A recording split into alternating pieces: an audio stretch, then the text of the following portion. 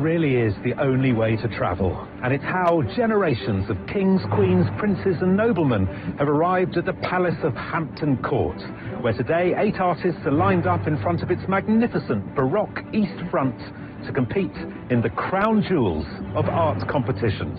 Welcome to a brand new series of Landscape Artist of the Year. 2,000 applications, 48 artists, 8 pods, and in our 10th anniversary series, some truly iconic views. Have I painted a bridge before? No, I haven't, but there's a first for everything. This is possibly one of the most daunting landscapes in Britain. I'm looking at all the trains, planes, automobiles and getting a little bit stressed, to be honest. This year, our artists have painted, drawn, printed and collaged like never before. Literally holding everything down. Hopefully it will stay. I just want this piece to convey the chaoticness of today. There's a lot of people, it's really hot. And if painting an artwork in 4 hours wasn't complicated enough, they'll be under the scrutiny of our 3 judges. The thing that's really winding me up is this sort of giant lollipop in the middle. What's going on? With 50 landscape artist wildcards at every heat. You're like half man, half umbrella. Yeah, this is a new invention for today because it's so hot, isn't it? It is hot, yeah. I feel like we're having an umbrella fight. Yeah. The prize our artists are competing for is a £10,000 commission to paint a landscape in the south of France, a region that's inspired some of the world's greatest painters. Our winner will retrace the steps of Van Gogh, Monet and Cézanne to create an artwork for London's Courtauld Gallery. But working through one of the hottest days of the year won't be easy. It's like painting a treacle or concrete. So wish them luck in this heat. Already the backs of my knees are sweating, so I feel like it's not a good start. And join us as we search for the next Landscape Artist of the Year. It's like a mathematical equation, the whole place. My heart bleeds for our artists, as usual.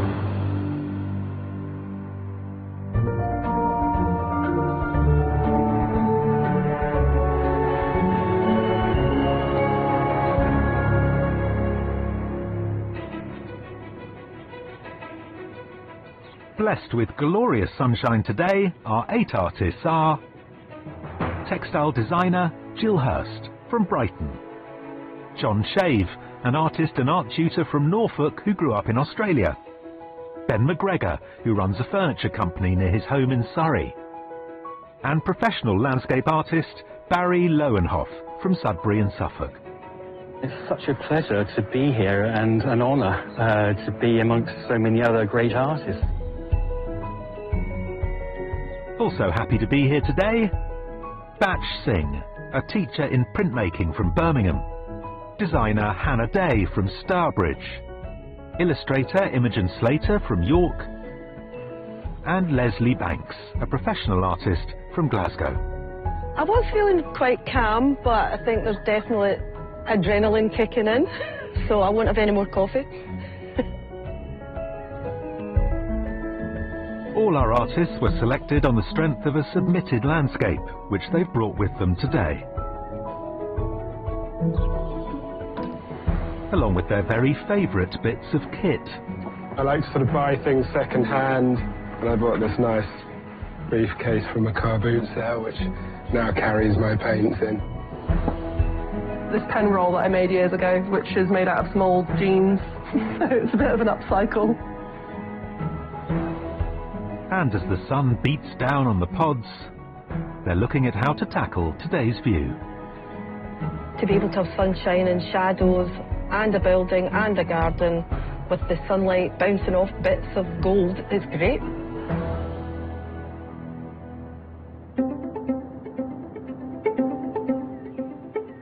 Artists, I hope you're ready to Baroque and roll.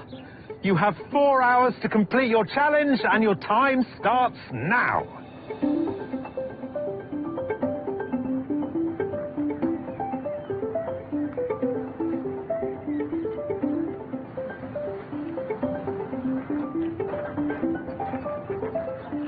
Today's artists are presented with a side-on view of Sir Christopher Wren's 17th century Baroque palace. with each pod given a slightly different perspective on the scene. Stretching out in front of them is the Privy Garden with its lush green lawns, sculpted topiary and abundance of colourful plants and flowers bathed in strong sunlight.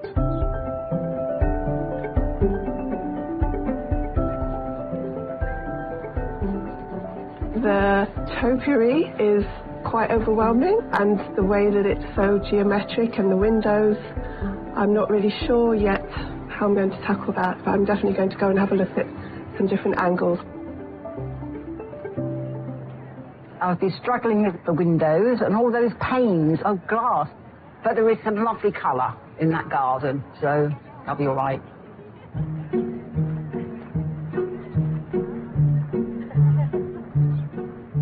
A lot of the times I like to go for a walk first and then reflect that walk through the drawing. I also use collage, so I've brought some materials about the palace. I think it gives new life to old bits of paper, I suppose. Batch Singh gained a degree in art and design at the University of Leeds and now works at the University of Gloucestershire as technical demonstrator of printmaking. Batch's submission of a scene near his home in Handsworth took 2 weeks and uses watercolour, oils and collage to create a work reflecting the culture and intensity of the area. Morning, Batch. Morning. What did you find out on your walk this morning? The story today is that we're at a very ornate place with a lot of history. Presumably when you're looking for stories, you're looking for something a bit sort of grittier like you had in your submission. It felt like you'd grabbed bits of the scene and collaged it together in a more creative way to add tension. Are you going to be doing that today? I'm planning on doing something similar to that, but I do want to interpret the people and include them as part of the landscape. Who knows? Could be a mess. I'll try my best. I didn't mean for that to rhyme.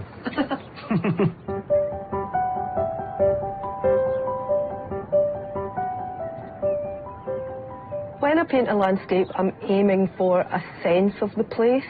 I either start with orange, red, yellow, something, to get a feel of what I'm looking at.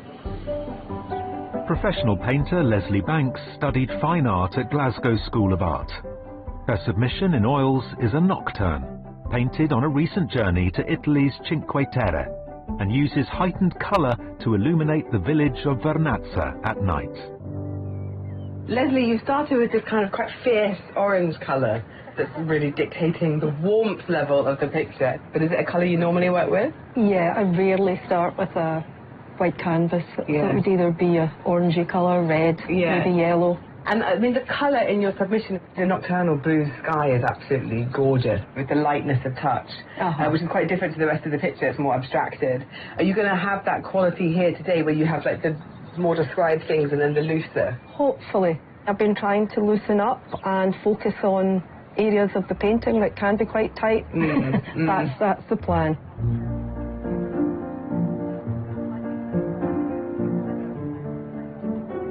That's a lot of windows. I mean, that's a lot of windows. I don't think we've been in a landscape which has so much repetition in it. So yes, a lot of windows, a lot of rectangular windows, a lot of round windows. Yeah. A lot of conical topiary, a lot of repetition in the garden. So it's a lot of stuff. Yeah. And my heart bleeds for our artists, as usual. Also, as the pods get closer to the building looms larger in their vision. So the artists at the far end are predominantly garden with a building at the end. At this end, it's building, building, building. I hadn't even thought of that yet. That's why I'm here. It's like a mathematical equation, the whole place. So we're hoping to get a bit of that reflected in the paintings, but we'd also like to see the artists be creative and work their way through it and produce something interesting. So yes, all to play for. It's exciting.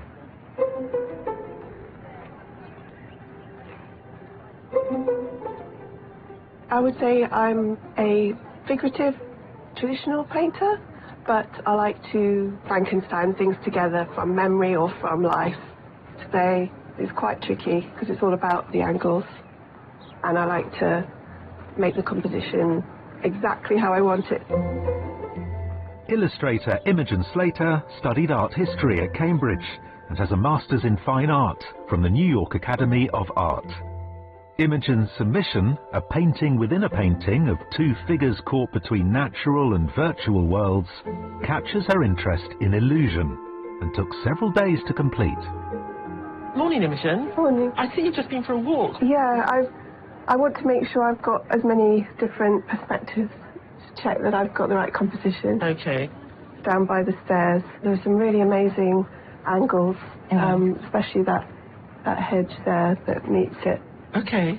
And I'm looking at this lovely sketch here, and it reminds me of your wonderful submission. But you've got that lovely sense of perspective and depth in that as well. And of course, I mean, can't forget the strange figures lying on the ground. It's so full of story. I mean, does your work always tend to have that level of drama? And will you be looking for that today? I would like there to be a level of drama, even if it's just in the perspective. Okay. Yeah. I don't know. We'll see.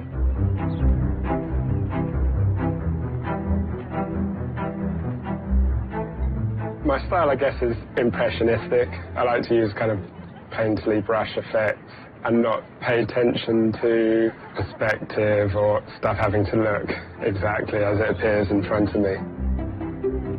During the day, Ben McGregor runs a luxury furniture company, and in the evenings and weekends, he turns to his love of painting. Ben's Submission is of a road in the Wiltshire countryside, as the late afternoon sun coloured the landscape and is rendered in his semi-abstract, slightly psychedelic style. Ben, hello, on this sweltering day in Hampton Court. I was just looking how you set up your painting today.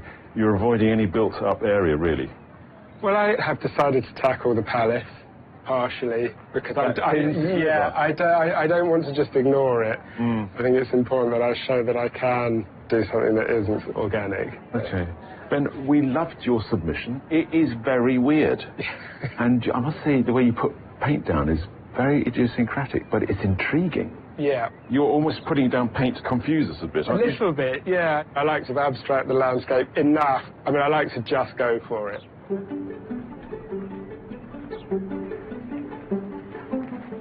Our 8 artists aren't the only ones painting today at Hampton Court.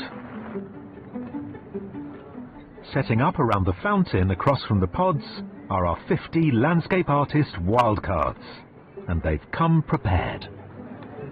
So I brought with me a 30-year-old easel that I bought in Edinburgh when I was a student in the 90s, but it has been in my garage for a while, so it's very happy to be in the open air. My oil paint will start melting sooner, but I've got an umbrella for that, so I hope it's not going to be too runny. I've no Lucky Charms with me, but I've got loads of snacks to keep me going and my lunch meal deal.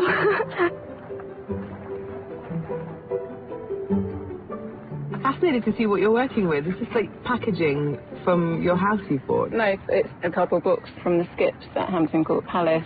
So everyone else comes to Hampton Court Palace for a very kind of genteel, touristy day out, and you kind of went straight away bin diving. I got someone else to bin dive. Very good. Yeah. Very Marcel Duchamp. Just one of these wildcards will be in the running for a coveted place in this year's semi-final. And flattery will get them everywhere. You have a really good name.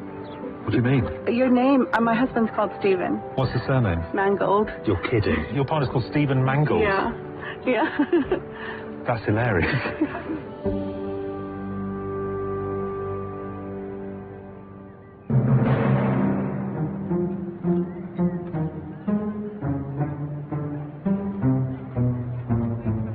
I'm not doing very fast work at the minute.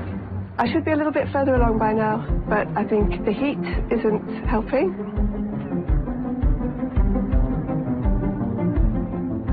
It looks like I haven't done that much now, but hopefully when I've collaged in some elements, it'll take up a lot of space.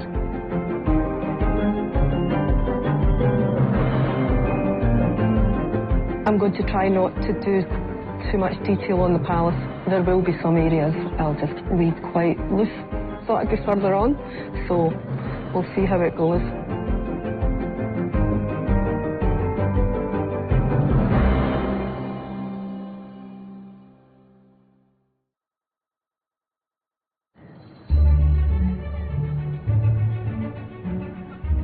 At Hampton Court Palace in Surrey, things are heating up for our 8 artists. It's hard working conditions. and our next competitor is trying her best to keep her cool. I think the building is a little bit daunting because there's a lot of order. I think I want to put a lot of emphasis on the gardens because I feel like that's the main feature of the space to me. After completing a master's at Oxford School of Architecture, Hannah Day now designs and develops adventure leisure spaces. In her submission, a street scene of Lower Manhattan in New York City, she exaggerates vibrant tones to give the piece energy. Hannah, welcome to Heatwave Hampton Court Palace. Thank you very much. Loved your underpainting, this very fierce orange coral colour. I think it really helps to contrast with the green. I think what we loved about your submission was the brightness and the flatness of that blue sky. It takes us slightly into a different space. It was more creative, more imaginative. And I can already see that treatment coming into play here with this brilliant composition where you've shoved the building right over there. Yeah, very much on purpose. I think the gardens is what things I feel like should be celebrated in this. I really hope you can pull this off, Hannah. Me too.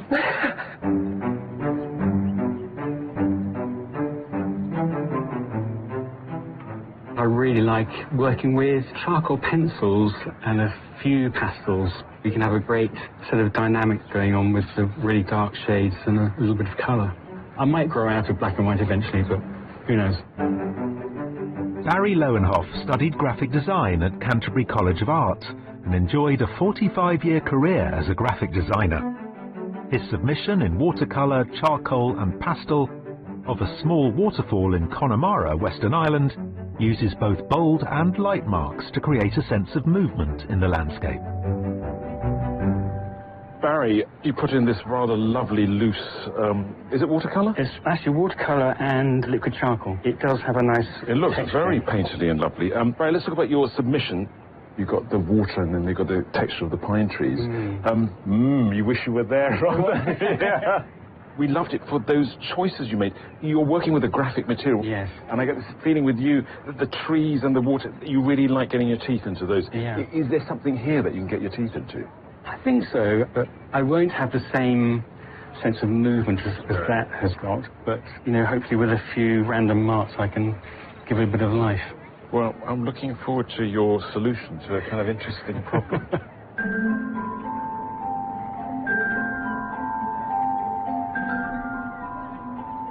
I just love mixing colours, really. I am attracted to oranges and those complementaries with the blues and purples, and I just love putting things next to each other, even if they're not really there.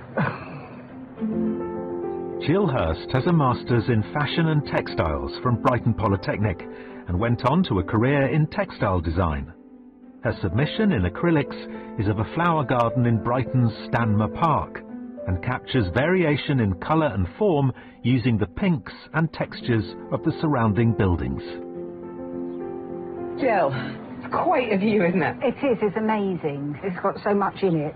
We know you love colour, but of course we could see that in your submission. I thought what was so gorgeous about this, that it was very descriptive. I guess you got the chance to do it again today, particularly because there is lovely patches of colour in the formal lawns. You know, the greens, there's some acid greens, there's very subtle purples and bright purples. Pinks and yellow, and the I pinks, can see. yeah. So it's going to be a build-up of lots of these different marks. And then eventually I'll try and get some detail. I really hope you're able to pull that off, because there's quite an amazing story to tell, isn't there? Yeah, there is.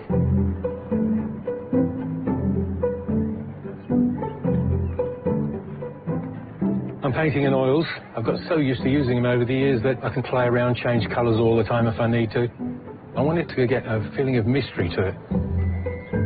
After 4 decades working as an artist and art tutor, John Shave is now enjoying painting through his retirement. His submission, captured from the upstairs window of a house on Romney Marsh in Kent, is an enigmatic scene of a snowy field bathed in vivid yellow-orange winter sun. Good morning, John. Hello. You've raced ahead, haven't you? I like to just fill up the canvas with colour for a start, and then it's just a matter of readjusting. So, I mean, one of the things we really loved about your submission is there's a lot of freshness to it. That feels quite cool, you know, quite temperate. Will you be looking to capture the heat today as well? That's the general idea. Okay. I feel that what I'm looking at is very, very heavy. It's very oppressive. I might just add a little bit more of the dark colours into here, a little bit more colourful, just to make that dark area come alive a bit more.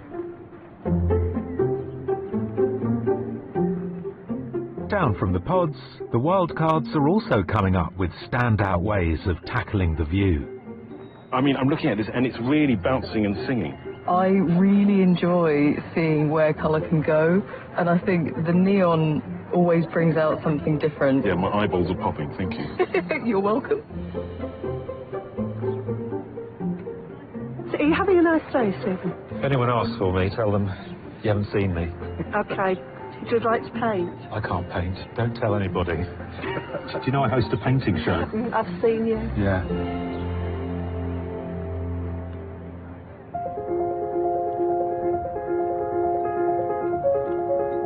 It's going to be a bit of a challenge compressing the landscape and trying to get it wide and broad and get as much of the garden in as possible. I'm not making as much progress as I would like. I really want to finish off all of the layout and then start putting in the tone with more three-dimensional feels and looks. So I need to get a move on, basically. I've been trying to sort out this garden, which is immaculate, but mine looks a bit swirly. I just hope I can bring it together so it doesn't just look like lots of marks on a page.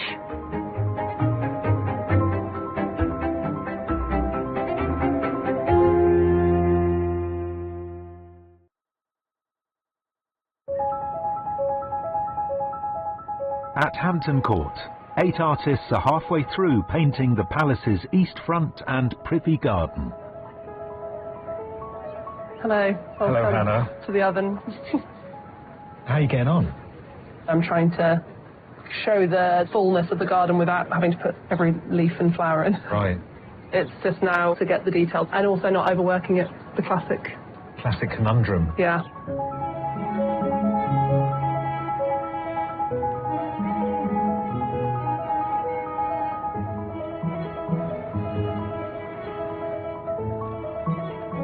I started off this morning with these background buildings over there behind that gateway, and I've left them dark so that my light in the focal point is going to stand out even more.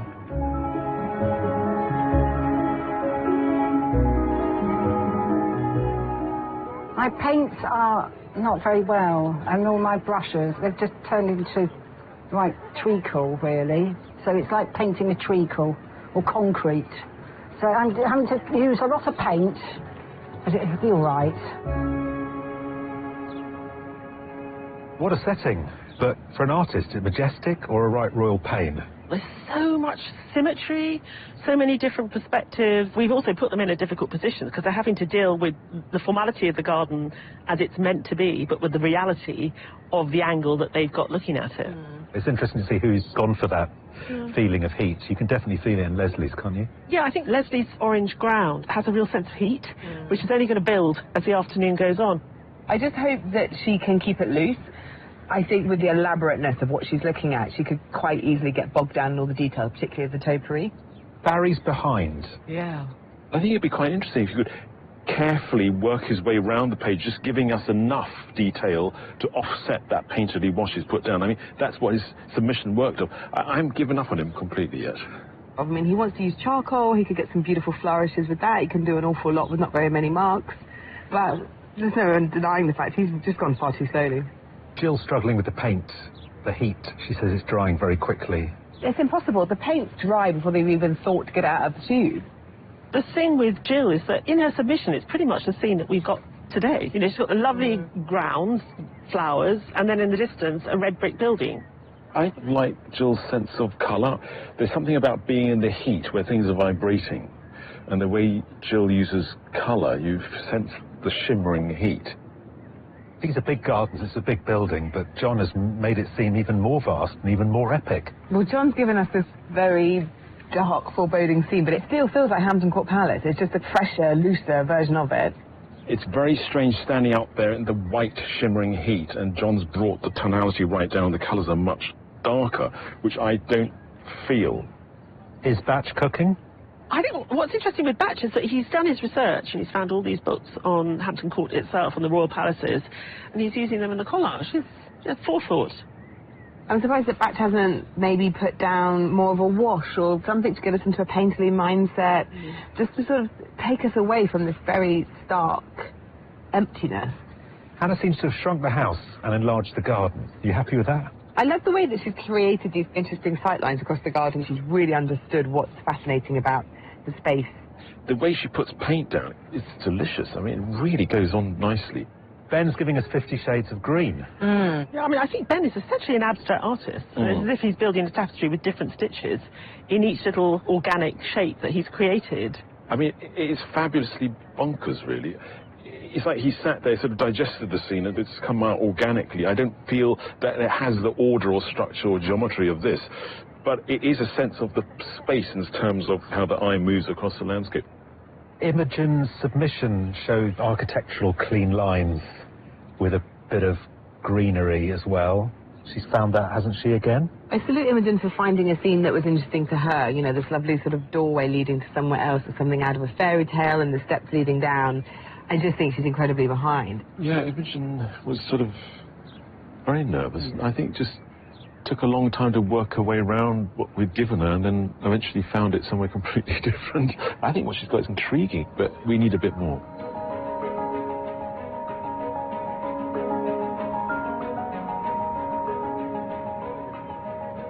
I got the quill out and I just started putting the marks down, and I started using collage to put in the palace and match some of the tones that I'm seeing. I just want this piece to sort of convey the chaoticness of today, which is like there's a lot of people, it's really hot.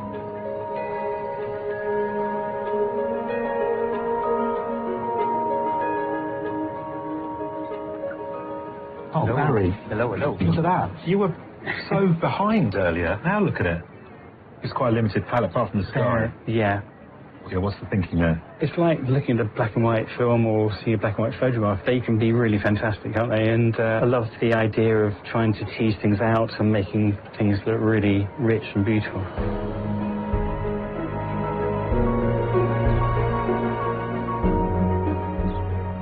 I've given the palace a slightly more pinky hue rather than going that deep orange, because I don't want it to feel too heavy at the top of the painting. I like the way it's coming together, and it's sort of painterly and abstract and quite true to my style.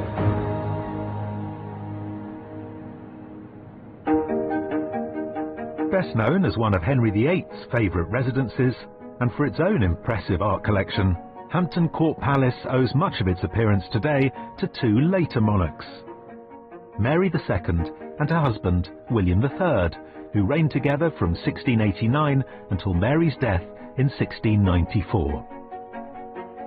A big problem for William was that he had asthma and couldn't live in central London. They came and visited Hampton Court, and William loved it. The ageing palace needed renovation. Unable to afford a complete rebuild, the royal couple hired superstar architect Sir Christopher Wren to design an extension in the dramatic new Baroque style. Wren was really involved in building St. Paul's Cathedral, but he was also incredibly keen to have a hand at trying to build a royal palace as well. As well as a grand new facade, William and Mary commissioned his and hers apartments, each reached by a grand staircase. Mary had luxurious tastes, and William liked all of the traditional trappings of a king. He even had rooms for his closest friends, his favorites. By updating the dilapidated palace, William and Mary not only created a contemporary home, but also ensured the building's future. I think if William and Mary hadn't come in and built this incredible extension, Hampton Court may have just fallen into further ruin, and this palace may not be here today.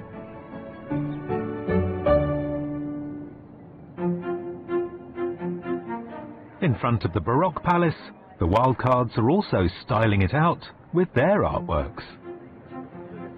I'm doing mixed media, so I had to bring basically half my house with me. It's not as practical as in my study, but all good fun. And as the end of their challenge approaches, the judges are checking on their efforts. You're looking very cool, calm and collected at this point. Is that because you've finished? Yeah, it's as done as it can be. I overheated today a little. Well, did you?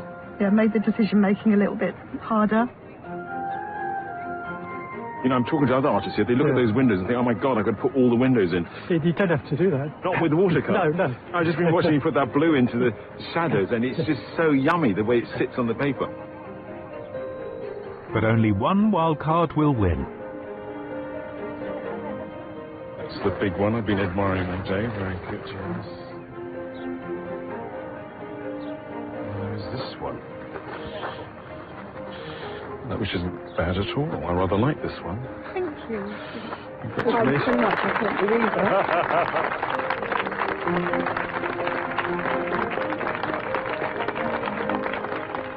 And Sue Smith's romantic, atmospheric depiction is the judge's favourite. Today's all about excess. It's all about too much. And actually there, you just reduce it. It's really nice and quiet and sort of full of mood. So, well done. Thank you. No, thank you very much. So much. Thank you. I just can't believe it. I'm so overwhelmed and so excited. I think that because of the heat, I wasn't making the right decisions, and so I never thought in a million years that I'd win. Sue from East Sussex enters a pool of wildcard winners from all the heats, one of whom will be picked to paint in the semi-final.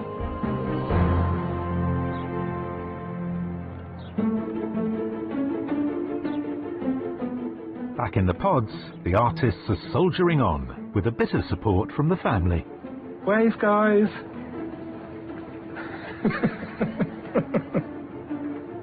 I've just added the purple for the lavender.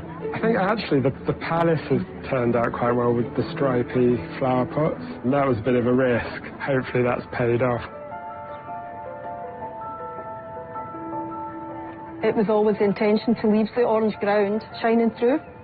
I'm trying to establish the gardens and the many, many pointy hedges. Same with the windows, just trying to suggest the windows as opposed to do too much.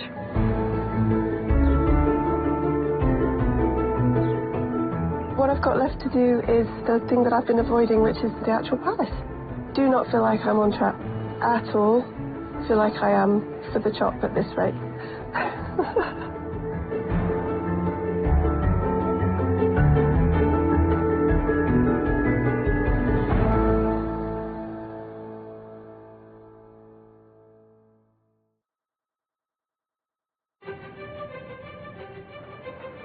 Eight artists are nearing the end of their 4-hour challenge at Hampton Court Palace in Surrey. So we're getting to the sharp end of this day. The axe is about to fall. Sorry, Anne Boleyn. How to the wire are you going to go, do you think? Probably all the way, I imagine. Yeah.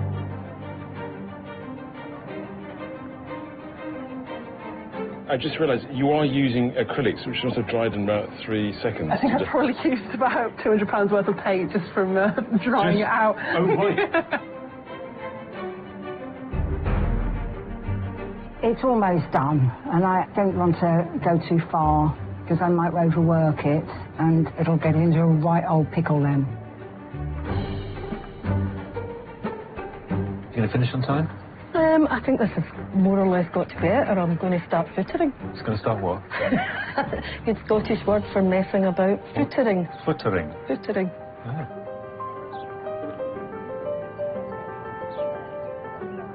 I might be in danger of overworking, so I'm not going to make any more rash decisions.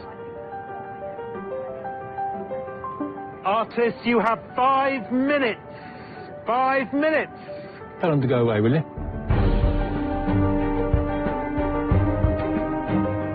Just a little bit of tidying up, I think, before I stop.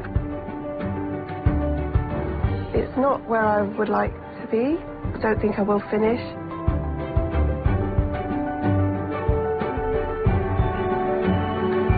Artists, your time is up. Please stop what you're doing and step away from your artworks.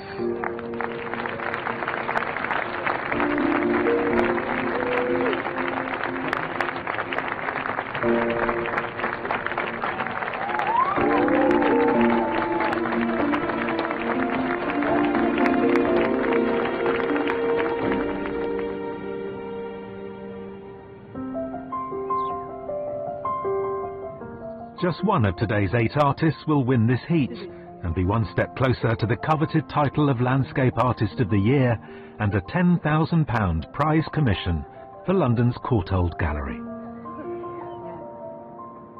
Our winner will travel to the south of France, an area that has inspired generations of artists with its brilliant light and rich colours. They'll retrace the steps of some of the greats of art history, like Impressionist Berthe Morisot, who began work on the Port of Nice in 1881. Berthe Morisot, very, very important female artist. Many people think about Monet and Pissarro, but she was there right at the start. And in this painting itself, we see her trying to capture the movement and the light on the water. So everything is very tentative. And that's that fleeting moment that the Impressionists were so keen to capture. Morisot was quite unusual in being a woman that continued to paint after she got married and take her place in amongst important senior men. And we're looking for an artist who is equally unafraid to take their place at the table with those great artists that painted all those scenes down there.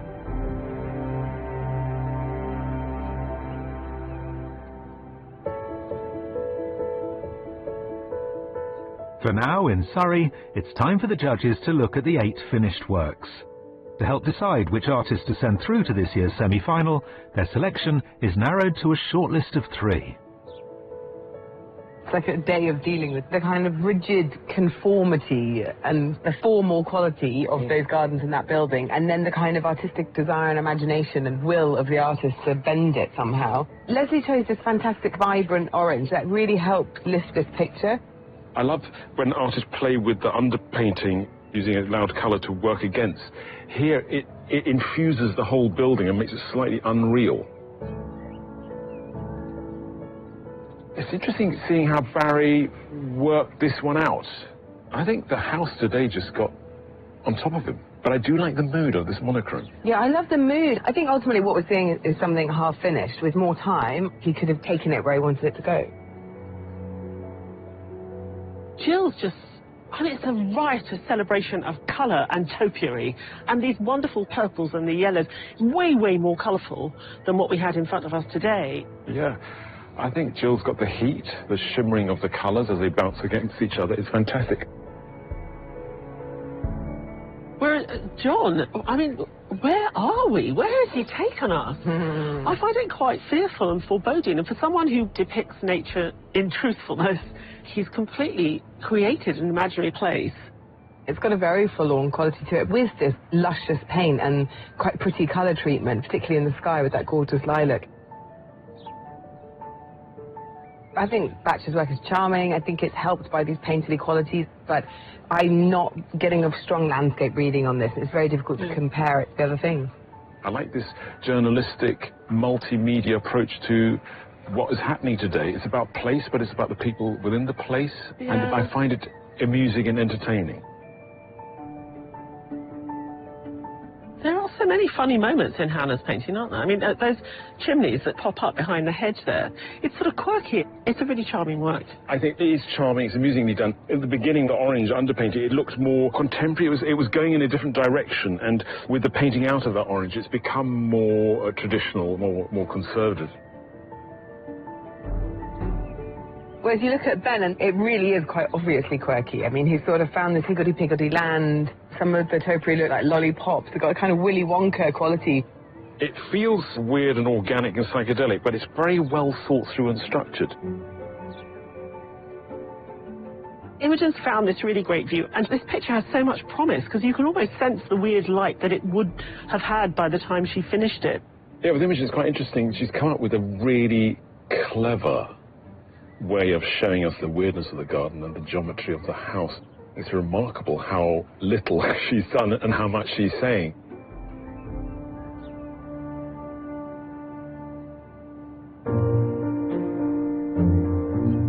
Artists, congratulations on a fantastic day. It's been an absolute pleasure watching you work.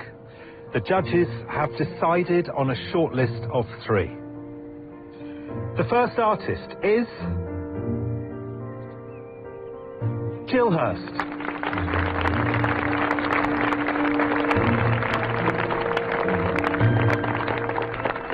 The second artist on the shortlist is Hannah Day.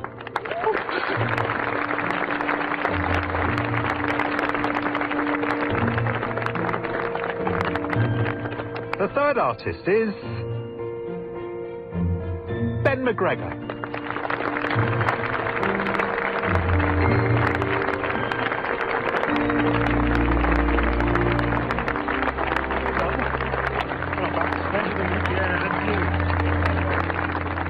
I didn't expect that at all, so I'm really pleased. It's a nice validation to know that you've done good work.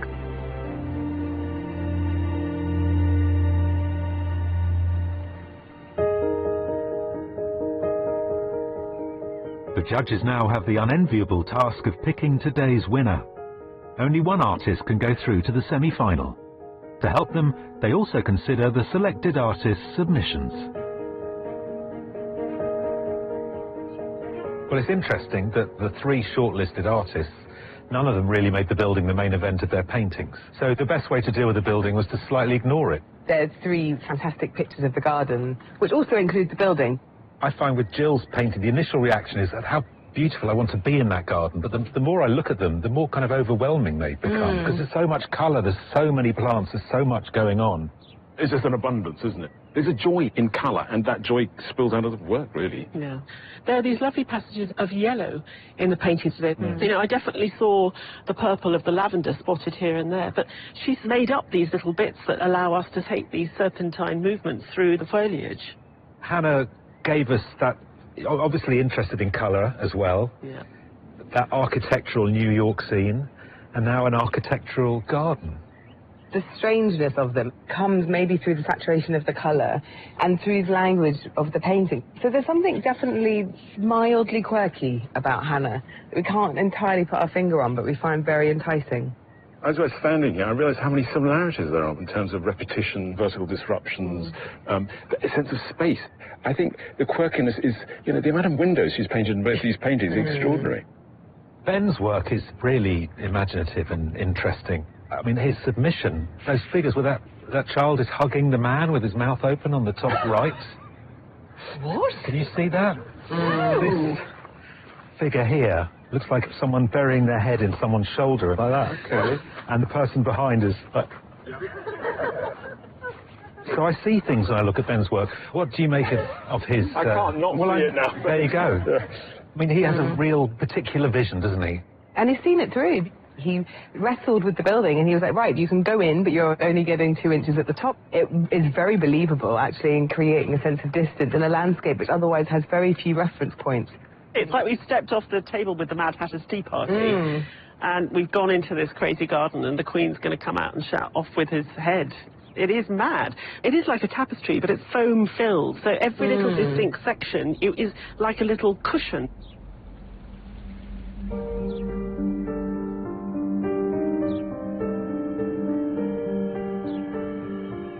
Jill, Hannah, Ben, you should be incredibly proud to have got this far. The judges have had a very difficult decision to make today, but the artist going through to the semi-final is...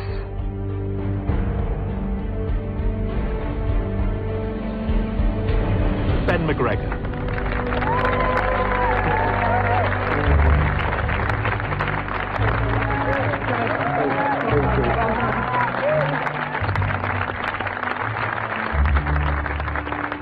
I'm unbelievably happy to have got through. So happy. Such an honour. Ben made such a great decision early on. He was fascinated by this garden and he really showed it to us in this exaggerated way through these shapes and forms. And really it was a masterclass in being able to say, this is what interests me and I'll make it interesting to you too. I think Ben's got a very exciting language and we want to send someone down to the south of France who knows who they are as an artist, who is confident, who could really grow and blossom. I can't even tell you how much of a confidence boost this is. As an artist, I struggle with confidence in my own work, so yeah, it's absolutely huge for me. If you'd like to be a pod artist in next year's competition, or want to find out more about the work of our featured artists, visit our website, Sky Arts Artist of the Year.tv. Next time, we're in Llanberis in North Wales, with 8 new artists ready to take the plunge. I'm going.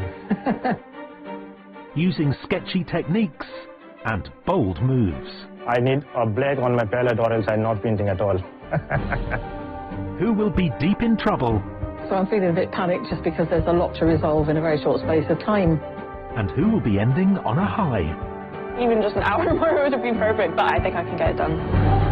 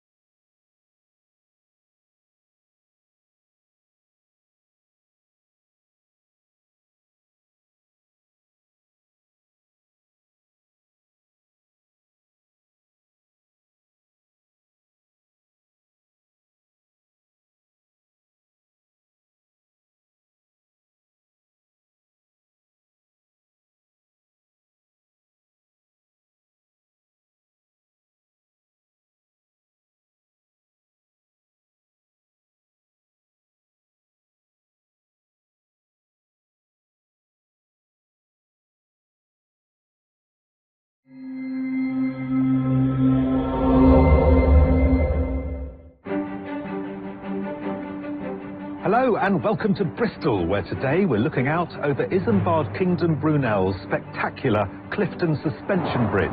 Brunel famously called it my first love, my darling, which I understand, but for me is maybe a bridge too far. Welcome to a brand new episode of Landscape Artist of the Year. It's Heat 3, and as 8 new artists enter the pods, they're confronted by a daunting and dizzying view. Have I painted a bridge before? No, I haven't, but there's a first for everything. Fortunately, they've brought along some friends to keep them grounded. Until he's got his own pods. I mean, look at that. As always, they'll be working under the watchful gaze of our 3 distinguished judges. So you're doing all sorts of stuff you don't normally do? Yeah. Well, you've got to go for it, haven't you? And alongside are wildcards, most of whom are playing nicely. But there's always one. Chris, there are 50 wildcards. 49 of them are looking that way. Yeah. For the winning artist, the prize of a lifetime awaits. They'll be travelling to southern France, a region that's inspired some of the greats of art history, to carry out a £10,000 prize commission for the prestigious Courtauld Gallery in London. So who will create a riveting work of art? I've got a larger brush at home. That really I couldn't even fit it in the car. And who will burn their bridges? I think just the expanse of that view, I think, could be a complete disaster.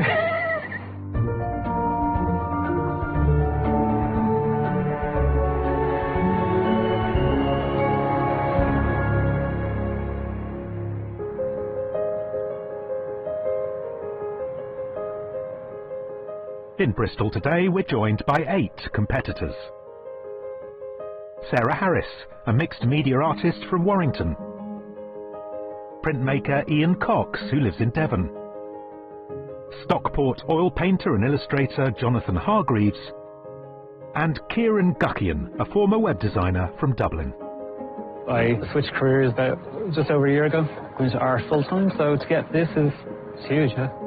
Also taking part today are Dan Wall, an expressionist painter from right here in Bristol. Gloucestershire artist Charlotte Kenyon. Chris Priestley, a writer and painter who lives in Cambridge. And from St Neots, contemporary landscape artist Jo Rance. I'm feeling excited, but fingers crossed I don't make something rubbish on the telly. Each artist has been chosen on the strength of a submission artwork, which they've brought along to display in their pods. And as they get set for the competition ahead... Oh no, failed at the first work, I even put the apron on. Each has their own strategy for success. Mostly I'm aiming to not paint something bad, something that I'm not going to immediately destroy, which happens quite a lot. Today's unusual item is Pearl, who is my best friend and familiar, and he's decided to come along as well and do his own painting. In case mine is rubbish, he's going to enter on my behalf.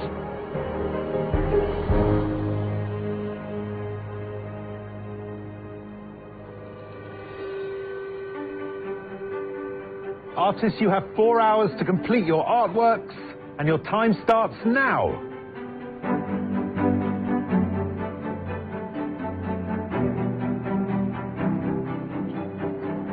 Can we take photos now? Can I go a bit further down there? Perched on the terrace of the historic Avon Gorge Hotel, high above the valley, today's artists are confronted by a breathtaking feat of 19th century engineering. Look at that.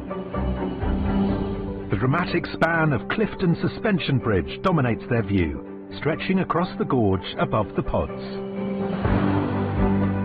Brunel's towers frame either end, standing tall atop the densely wooded and vertigo-inducing valley sides that plunge to the River Avon below. It's all kind of very dramatic. The bridge took 30+ years to build, and we've got 4 hours to draw it. I like to get things just the way they are. So I'm a bit concerned about the number of trees, because that could cause problems.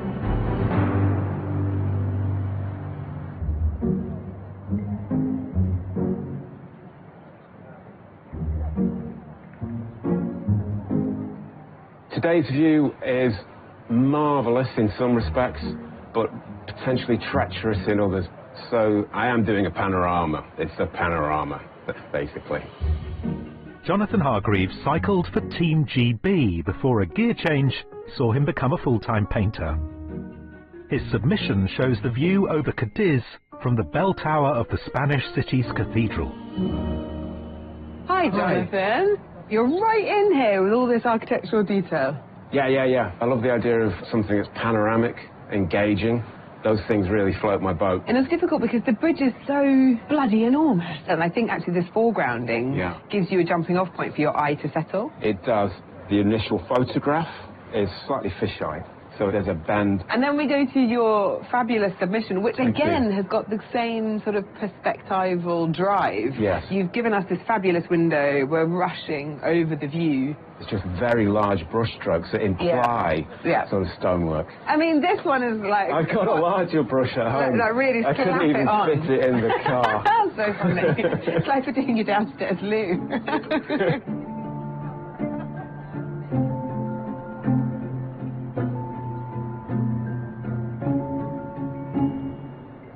I'm very emotional when I paint.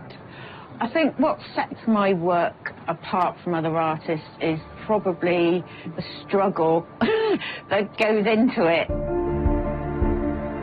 Born and bred Bristolian Dan Wall describes herself as a classic tormented artist. Her expressive submission in oils is of Glencoe's Three Sisters and represents the close bond she shares with her own. Hi Dan, I feel like I've come in at the end of the challenge. What are you going to do with the rest of the 4 hours? I don't know, like sometimes I start painting and it doesn't go right and I sort of have this tantrum. So this could be my tantrum piece. Oh, I see. I'm such an emotional painter, so I'm just winging it. Well, your submission made us feel that you weren't winging it. Just the way in which the paint is applied and the layering, it's got a real vitality to it. Thank you. So today, what made you decide that you wanted to focus on that section there? Things sort of have an energy, so I'm just going with her. I just kind of feel like this... Female? All great things are female. Oh, yes. True, but I didn't know about No, she's a she. Okay. So, yeah, she's singing.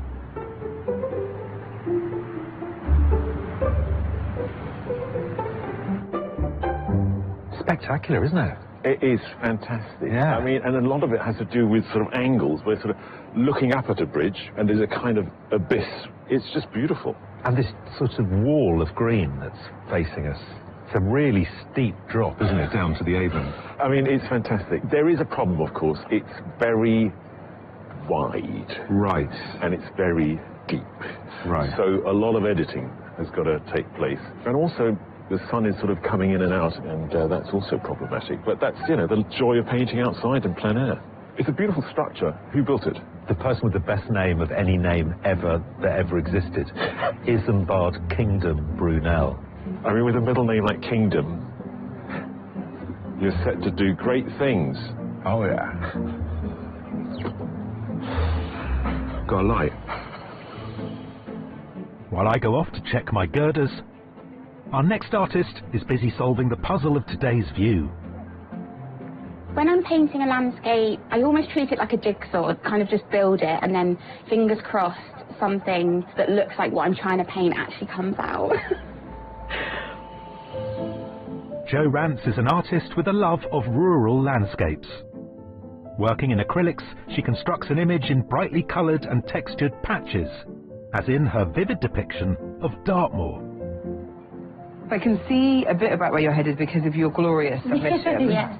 I really remember this work because I really loved this sort of interplay that you had between something that felt like a tapestry or a textile. Yeah. But at the same time, you know, you really thought about like the texture and the feeling of a landscape. Yeah, I try and take the forms from the actual landscape. As soon as I've got the sort of jigsaw, the painting down and the areas and everything, I can go in and I do like stippling and like little marks. And that gives us that tapestry feeling because they're all resisting each other. Yeah.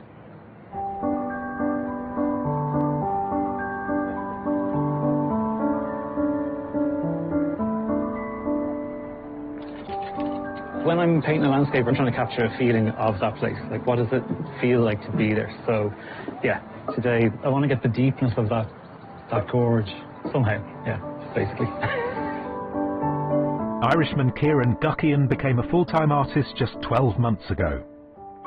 His atmospheric landscape depicts a mountain ridge and deep ravine in County Wicklow, and he's also aiming to get to the bottom of things today. Hi, Kieran. It's a very strange composition. You've decided to go for like the armpit in the sense of where the tower and the bridge meet. Yeah. What interests me is the way it sits in the landscape, and having the railway tunnel at the bottom really shows the height of this whole place. I like the way you can see just like how deep that is. So, Kieran, let's talk about your submission. Yeah. It is a stunning bit of painting. It's very dramatic. You're using a lot of contrast. Well, that's up in a place called Glendalough, in that cliff face. When the sun hits over, it goes completely into shadow, and then as the day goes, bits come up. So today's painting will be a similar thing where you will be waiting for it to do certain things that you want it to do and capture those bits? Yeah, if I can, yeah. Just along the gorge, another 50 artists are also preparing to stare into the abyss. Our fearless wildcards. I haven't painted outside before, and it was really interesting to come and see the bridge in real life. You feel like how it's strong and powerful. There's lots of history behind this bridge, yeah. We're on a slope, which is interesting, and there's a tree. Chainsaw would be good. A place in the semi-final could be on the cards for the artist who produces the judge's favourite landscape. And as ever, it pays to be prepared. I am all set for today. I've got my pastels, 2 flasks, lunch nibbles. I've got my easel with the leg that falls off. Hopefully it's not going to blow over, because if it blows over, the leg will fall off. Let's hope our wildcards come up with something absolutely gorgeous. Sorry.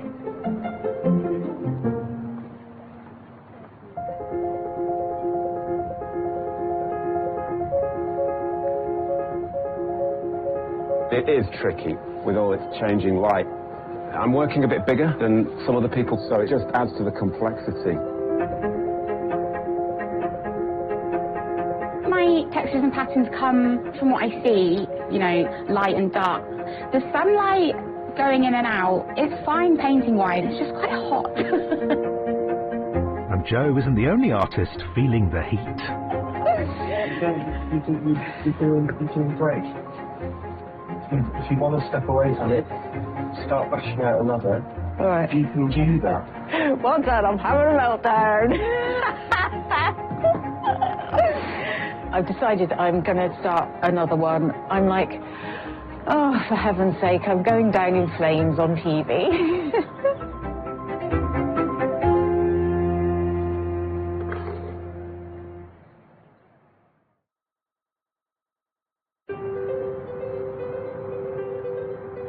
High above Bristol's Avon Gorge, 8 artists are taking on the gravity-defying span of Clifton Suspension Bridge, which should suit our next artist down to the ground.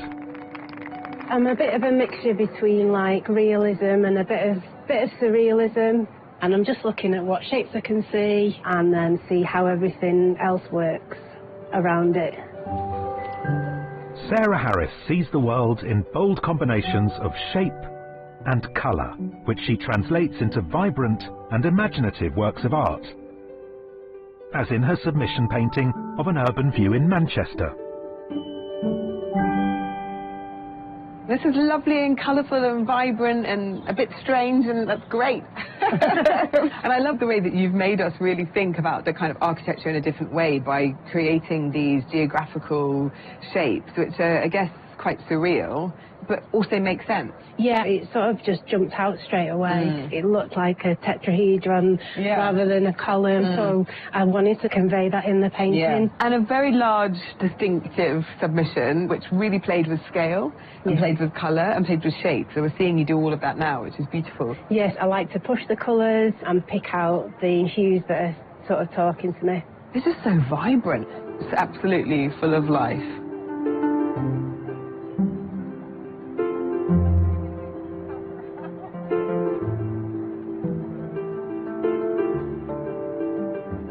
I think I'm just going to try and zero in on that end of the bridge there, because it's quite a striking, monumental kind of shape, and I want to give it that heft.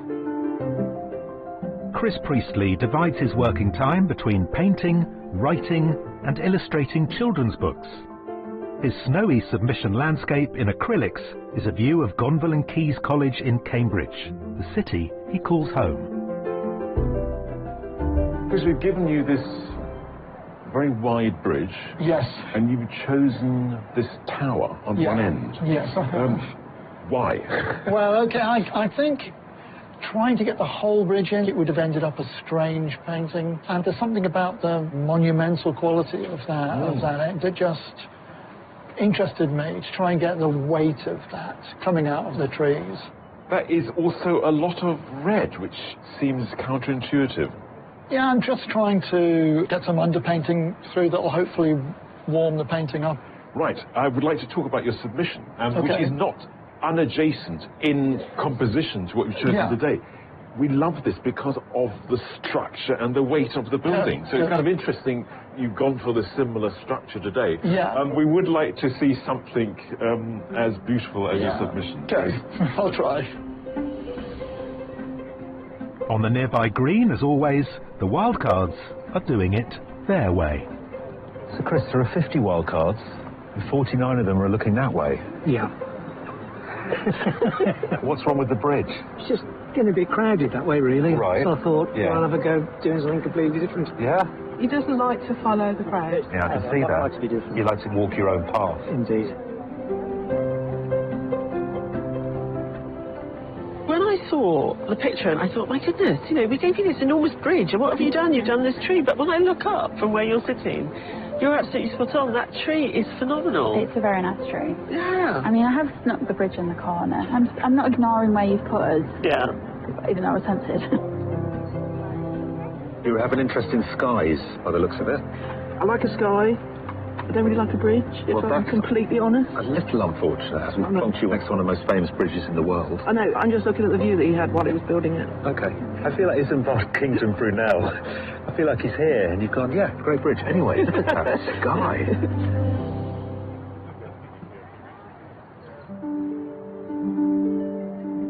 With the wildcards being contrary, back in the pods, things are decidedly more black and white.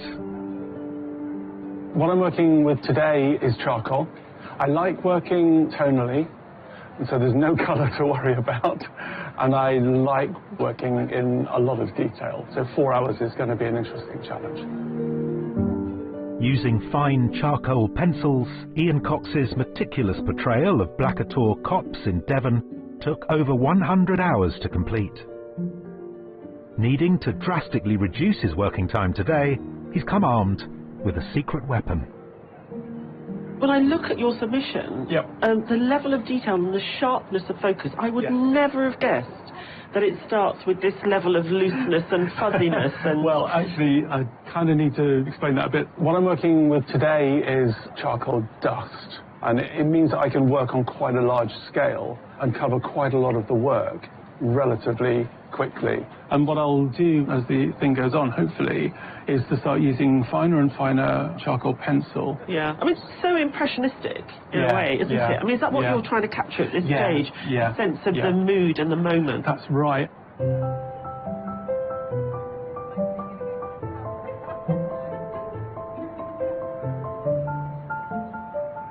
I'm a very precise painter. I think you would know one of my paintings from the detail. And also, with the small areas of flat colour, it's a bit like an old-fashioned travel poster. Despite living in the pastoral perfection of the Cotswolds, Charlotte Kenyon prefers to tackle cityscapes and architecture. Her gouache painting of a section of the Jodrell Bank radio telescope was completed using her signature detailed brushwork and opaque tones. So we loved your submission, Charlotte. You show us something that's so profoundly man-made, but then this lovely sense of nature. I mean, really just with that raking light, those gorgeous shadows. Yes, it's October. So they're very autumny light. Well, you're getting those lovely flat tones at the moment. Is this how you always work? Yeah, I have always been a meticulous painter, and gouache forces you to be a bit more formal because of the opaque nature of it. I think, yeah.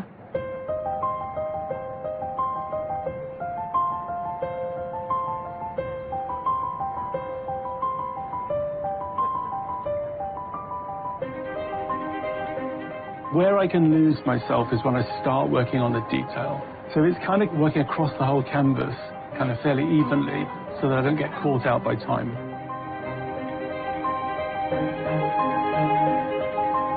The bridge, it might be a little bit too simple, so I've elevated the bridge to lift it up against the landscape. Personally, I don't think it's too dramatic, but we'll see.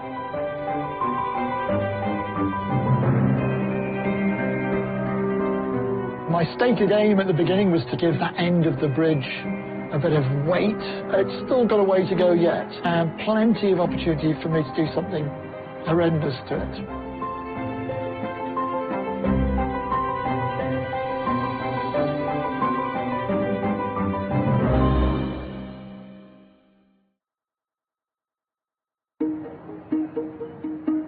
From their precipitous position overlooking the Avon Gorge, 8 artists are depicting Bristol's famous Clifton Suspension Bridge.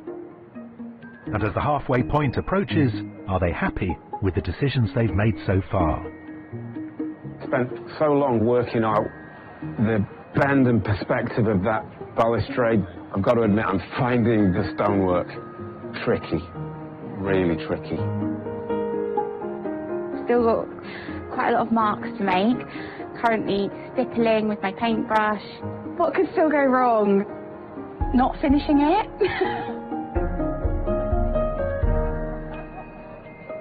What was it that you didn't really like about this? I'm here to be your kind of painting therapist. You work through all the problems and then you won't repeat them. I wasn't happy with, you know, the pillar. It sort of looked like it had deflated somewhat. Yeah, a bit like myself. But listen, I think you need to fall in love with your new picture, and you can make up for the time. I'm sure you can. Yeah, Do yeah, it. exactly. Right, thanks, Sarah. My pleasure. My pleasure. I'll send you my bill later. Okay.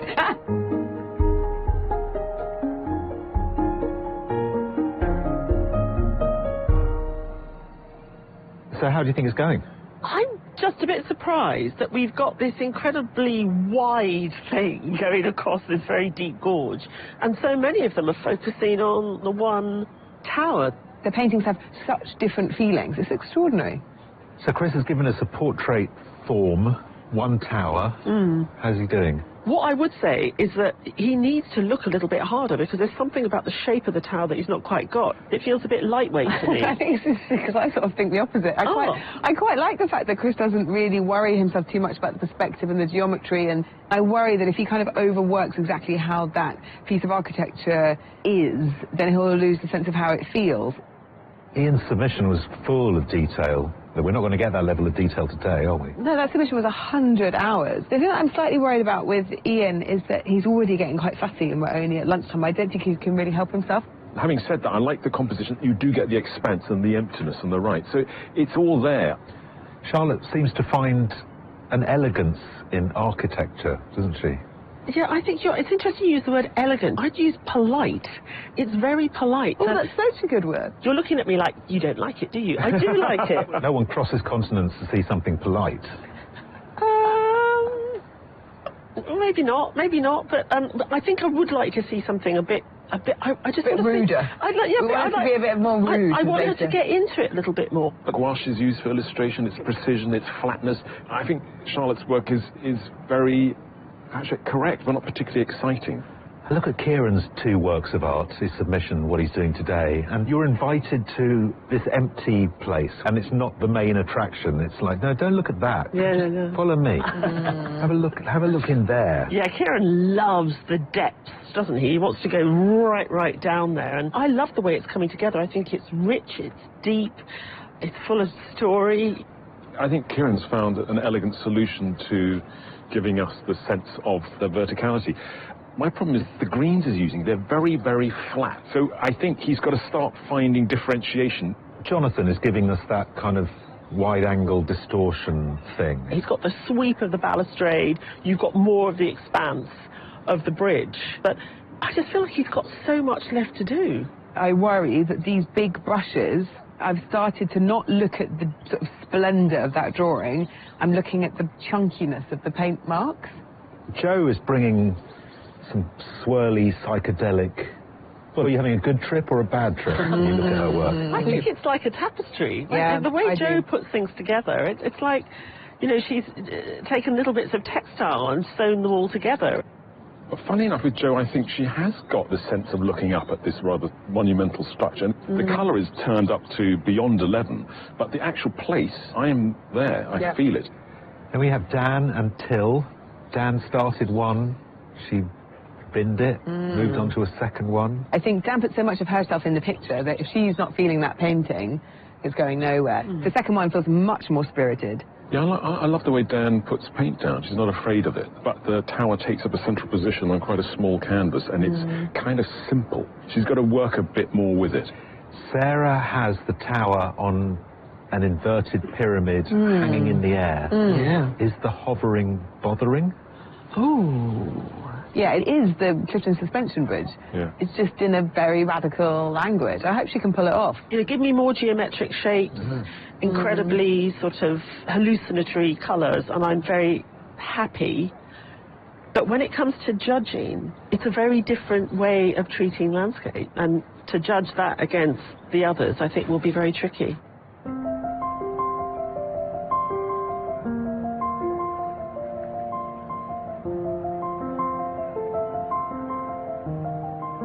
You're lost in a world of trees. Yeah, They've yeah. toned it right down. I mean, what I'm looking at is a lot brighter, and in your world, everything's always a little bit darker. Yeah, I think that's just I think it's just the palette I use. I've always used. Yeah. I think I tend to desaturate a little bit. And it kind of gives it quite a moody quality. Yeah. Do you think there's a danger of overworking it? Totally, Yeah. 100%. Yeah. That's invigorating. Terp's nose. Thanks, assistant. I love that bridge, but what's that behind it?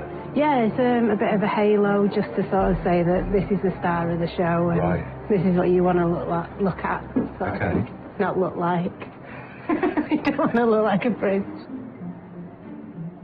The star of today's show, Clifton Suspension Bridge, is one of the UK's most famous architectural landmarks. But designed in 1831 by the 23-year-old Isambard Kingdom Brunel, from the outset, its construction was beset by problems. Isambard was completely obsessed with detail, but he was really bad with finance, and so the project kept running out of funds. In 1843, work on the bridge was abandoned. It was called by many a monument to failure. The only parts that had been constructed were the stone towers and the abutments. When Brunel died in 1859, he was one of Britain's most celebrated engineers, having designed the world's first ocean liner, numerous bridges, and the Great Western Railway. But with the project he called his first love unfinished. When Brunel died, the engineering community wanted to complete it as a memorial to him. So two engineers, John Hawkshaw and William Henry Barlow, who were working on demolishing Brunel's Hungerford footbridge in London, took Brunel's chains from that bridge and raised the funds to install them here and complete this bridge with Brunel original parts. Finally completed in 1864, today the bridge is a Bristol icon and is currently undergoing a repaint, though fortunately there's no 4-hour time limit to worry about.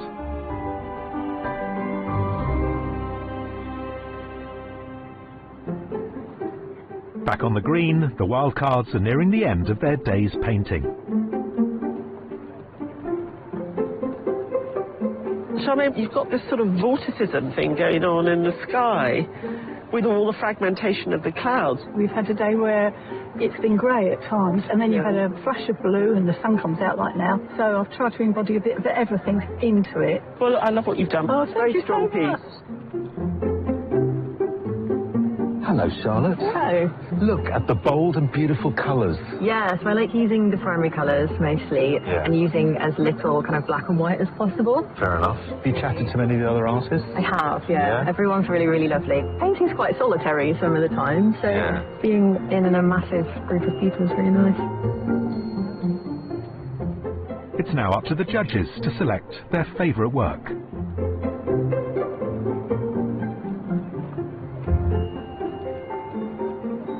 Yeah, that doesn't look too bad. I think we all agreed that you're a rather marvellous painter. Really? And it's Rose Dufton's portrait of a tree, with the bridge in a supporting role that has their vote. You have a really nice way of putting paint down, and it was kind of that sunny part of the day where everything was sort of just vibrating. It's just very delicate and very sort of evocative of today, so well done. Oh, you got smart. Thank you so much. No, well, it's been a pleasure watching you work. I am feeling shocked, very happy, and like it's not real. Am I allowed to say I'm going to have a big glass of wine? Oh, yeah. Good. Okay, it might be a bottle of wine. Rose from Leeds will go into a pool of wildcard winners to be in with a chance of a pod in the semi-final.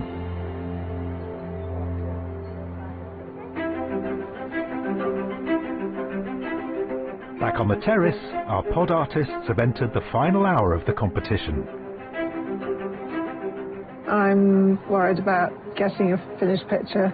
I'm having to use bigger brushes and not take quite so long fussing over the colours. What I've been doing for the last hour or two is putting leaves on the trees. I'd like another kind of 12 hours, but as it stands, I wouldn't be totally embarrassed. I am finally going to try and sort the trees out. I can still do something calamitous to it, in which case it's going in the Avon Gorge.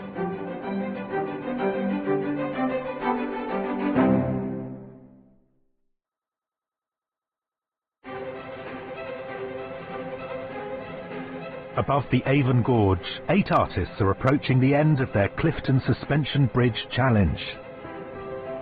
Actually make that 9 artists.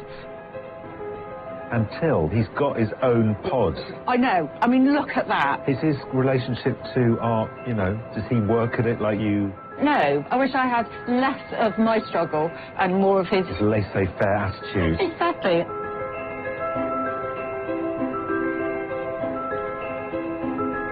I have a few more textures to add, and I think then I'll just go in with an accent colour to sort of pull it together. There's a slight twinge of panic, but I'm keeping my cool. The masking tape is there to stop the dust from getting onto the white border of the paper. Yeah, it's not perfect, but it's okay. It'll be okay. I don't want to overwork the painting. I'd much rather underwork it than overwork it. But on the whole, it's okay. It's okay, I think.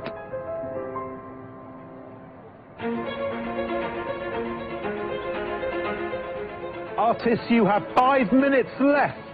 5 minutes. It would be quite easy to lose the light effect that I have, just by overworking it, you know, it could be a complete disaster. I haven't put any highlights on the trees, so I'm going to just chuck those in, maybe make the shadows a bit deeper. But yeah, just getting through it. If I had another 2 hours of time, I would use it, but a few minutes is not going to make any difference one way or the other.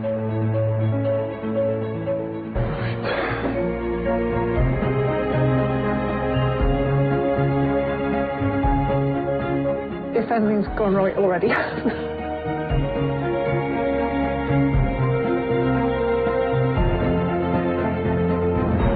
Artists, that is it. Please stop what you're doing and step away from your easels.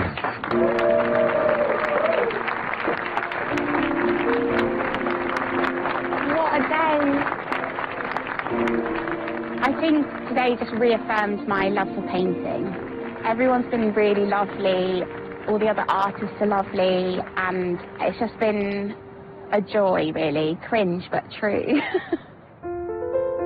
Our winner today will be one step closer to the title of Landscape Artist of the Year and a £10,000 commission for London's Courtauld Gallery. The prize will take them to the south of France, following in the brushstrokes of some of the true greats of Impressionism, like Claude Monet, whose visits to the region in the 1880s led to a radical transformation in his use of colour and light. What Monet learned to do while he was down there, and which is apparent in this pine tree in Antibes, is how to use light to create atmosphere and distance. You've got the one tree, and between the shadow of the tree and the cool tones of the distant hills, he's created an atmosphere where you can actually smell the air. I mean, that is magical. The south of France, I mean, it's inspired so many artists to produce really revolutionary work. So we're looking for an artist who's willing to sort of really try and experiment as much as Monet did to produce something extraordinary. For now, in the southwest of England, the judges need to decide who will make it through to the semi-final. They start by narrowing the selection down to a shortlist of 3. I think this is one of the strongest examples that we've had if we give the artist this really kind of iconic view, and they each give us 8 very, very distinct pictures. What I find interesting about the tower is how some of them got it and some of them didn't. And when I look at sort of Chris's work, actually there's a lightness to his that isn't quite as rooted as I think he wanted it to be. I don't think you get that monumentality, but at the same time I think the way that he's treated all the trees is so lively, and I think out of all of the artists today he actually found the most dramatic shadows. In contrast, Ian's done something which is almost forlorn. I mean, this black and white noir scene of something that looks almost abandoned. I like the way Ian's tower is situated within the wooded hillside. I do miss that finesse in his submission, but it's a great sense of space. The longer I look at Charlotte's painting, it's got Chinese elements, doesn't it? Sort of that vertical scroll. I find it very illustrative, but there's a lot of invention in it as well. I think I underestimated Charlotte. It's not as tight as her submission, and I really like that looseness. With Kieran's work, he's taken us right down to the bottom. Yeah, yeah. I'm lost in the story that sits around it. The observation of light and colour, I think, is really impressive. I mean, it's a very, very dramatic crop. Like, okay, you gave me this really famous bridge. I'll give you a tiny bit. I'll give you the feet. I mean, the kind of audacity of that. Jonathan, I mean, this is a sunny terrace in the south of France, isn't it? Give me the job. I think one of the artists who decided, let's give them the width. I love the way he's used that fisheye to lead us into the space. Yeah. The accomplishment of this drawing is so sophisticated, it's so clever, and then suddenly you feel like I wouldn't walk across that bridge. It's too scary. You know, like I need a bit more delineation. It didn't surprise me to learn that Jo studied textiles. Right, there we go. So, you know, she's broken it down into very organic shapes, so somehow it still holds true to the fact that it was foliage and trees behind. For me, this is the most beautiful bridge. That pale turquoise, the way that the light's falling on it, everything's just beautiful to look at. I'm really pleased that Dan had the courage to start again. She's given us a sky that feels full of feeling. You've got an artist who is the work, and you read that through the freneticism of the way in which the paint's applied. I think Dan's been incredibly successful of bringing herself into the work. Sarah's given us a kind of otherworldly version of today, but I don't buy the sun or whatever that is behind the tower. It just seems incongruous to me. That bit feels incongruous. That's the bit that I can't. Pyramid and the floating tower. The pyramid's great. It's such a clever, inventive thing. She was actually painting from life at some point. So a lot of coming together of disparate languages to make something remarkable. Maybe it's a painting of what this place will look like in 200 years. Yeah, the question, will you walk on a floating bridge in 200 years? With a lilac sky, yeah.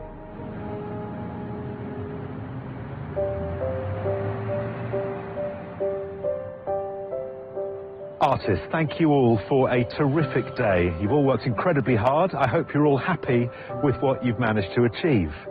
The judges have decided on a shortlist. The first artist is Kieran Guckian.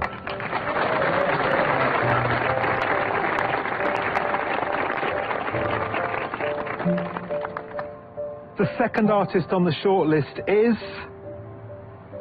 Jo Rance.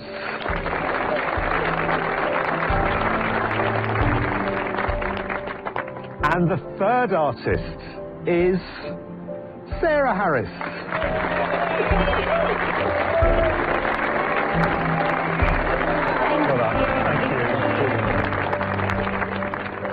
The judges must now choose today's winner. To help them decide, they take another look at the artist's submissions. Our picturesque valley and its Victorian bridge gave us a whole array of works of art today. Let's start with Jo, who gives us great colour. Yeah, it's really interesting seeing how similar her submission and today's painting is. The use of emptiness with textures, but then she matches them with this crazy sort of embroidered foreground, and it works. And I think what's really important looking at Jo's two works together is that you understand that this mark making isn't decorative. There are qualities in this that are quite literal. Are there? I mean, I think, but particularly under the bridge with the brown and the green trees, that's more literal than you would expect her to do if you looked at her submission, which is a little bit further out there. Kieran is very keen to direct our eye, it seems, in his paintings in a certain way. His language is really full of narrative drama, but in a really quiet way. They're really enigmatic pictures. They could be taking on Caspar David Friedrich and the notion of the sublime. You know, the whole point of the sublime is that nature's supposed to be awe-inspiring, and that's why we have that sort of fearfulness when we look at his deep, dark gorges. So Isambard Kingdom Brunel, I think, would have recognised his bridge in Kieran's picture today. What about Sarah's bridge? He would have recognised it in spirit. That's what he was trying to do. But isn't his bridge the squattest, heaviest, most secure? Don't worry about it, guys. This bridge has got you. But has that bridge got you? But that tower is doing exactly that. You know, that is solid, and it's full of magic. And now I look at it side by side with the submission piece. I'm captivated by all those swirls and those patterns in the top right-hand corner. You know, Sarah is an artist who's really led by things that don't interest other artists. What interests me is that you take something like Jo's here, which clearly is not what we were looking at. Those colours weren't there, those shapes weren't particularly there. You know, she's taken what she sees and she's changed it. Yes. Because that's what interests her. And there comes a point where you change something so much, you either take people with you or you don't. So it's just where the artist decides to take us. At Jo's example, the things she's painting disintegrated to pattern and decoration. With Sarah, the things she's looking at disintegrated to symbolism and playing with form. So, you know, artists are often leading the way, and, you know, that's what we would like our artists to do.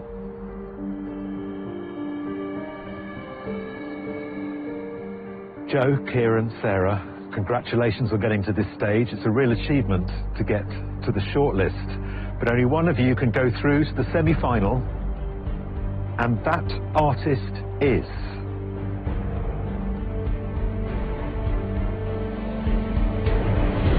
Kieran Guckian.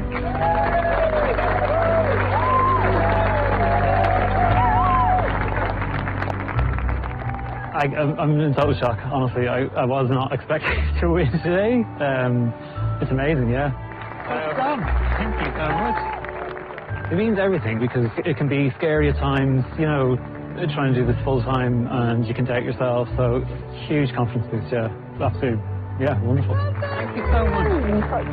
Kieran's got a really strong grasp of what makes a really good landscape painting. He's got a really delicate touch, he's really good at composition, and he looks really, really hard. In sending our winning artist to the south of France, we're not looking for an artist that's going to repeat or imitate what's come before. And I think that really intense looking gives me a confidence that he can give us heat, dry lands, vineyards, mountains, and blue sea. Very confident. If you'd like to take part in next year's competition or want to discover more about the work of our artists, visit skyartsartistoftheyear.tv. time. Join us and 8 new artists in the heart of London for our liveliest landscape ever. There's a lot going on. With 4 hours, it's tight. Who will keep their cool? What will be now. The die is cast. And who will let the pressure go to their head? I look forward to completing it without collapsing.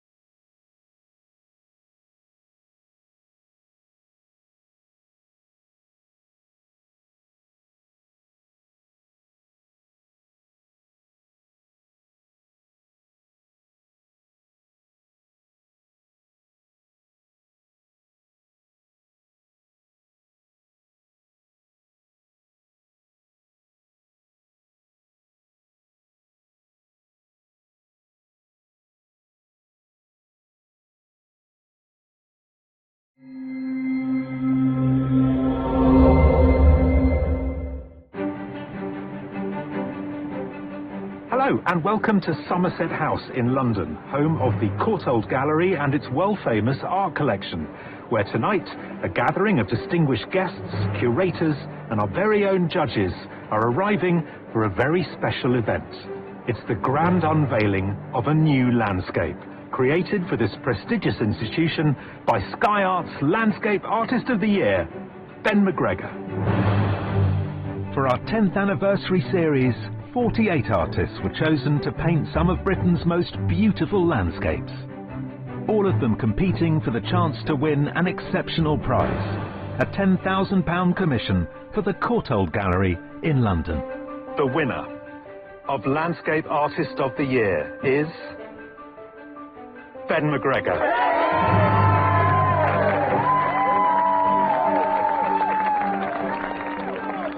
I just can't believe it. I'm in absolute shock.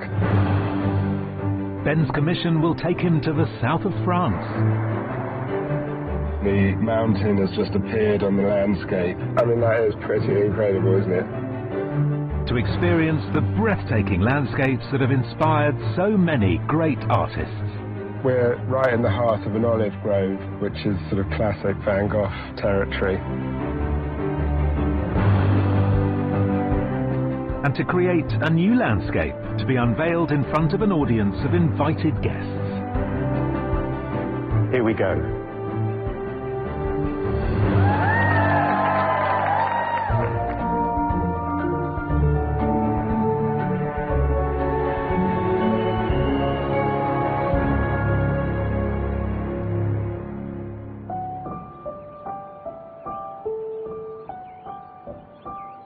It's been 3 weeks since the final of Sky Arts Landscape Artist of the Year, and Ben McGregor has returned home to Surrey.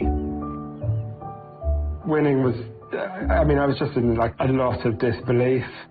It's like this insane mixture of emotions, like relief and, you know, just euphoria. It's pretty indescribable, to be honest. I have moments when I'm on my own painting and the thought of winning comes sort of back into my psyche, and it's a really nice feeling. Since the end of the competition, Ben's got back to business as usual. This is my business. The workshop makes luxury bespoke furniture.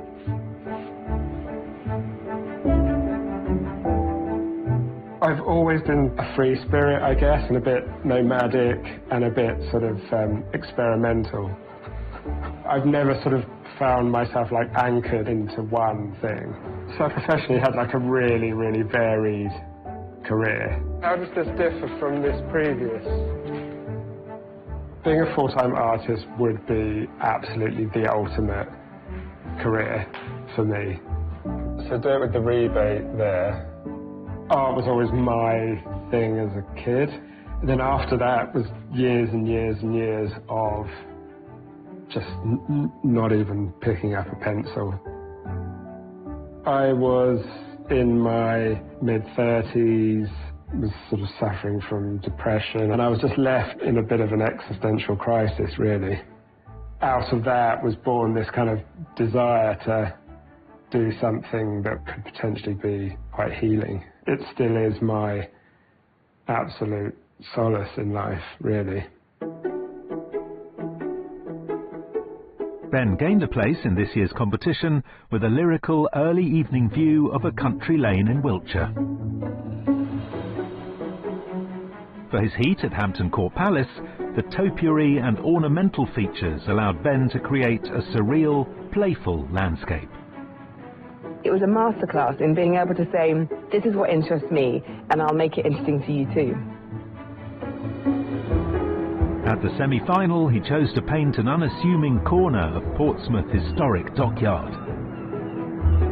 It's a beautiful painting and a very well thought through composition which shows us a corner of a working port. At the final, Ben wowed the judges with his zoomed-in view of Stonehenge. The wonderful thing about the painting is that it's truly ancient. You know, you can feel the texture of those stones, even though it looks very, very modern. and a commission painting of the lakes near his home. The winner of Landscape Artist of the Year is Ben McGregor.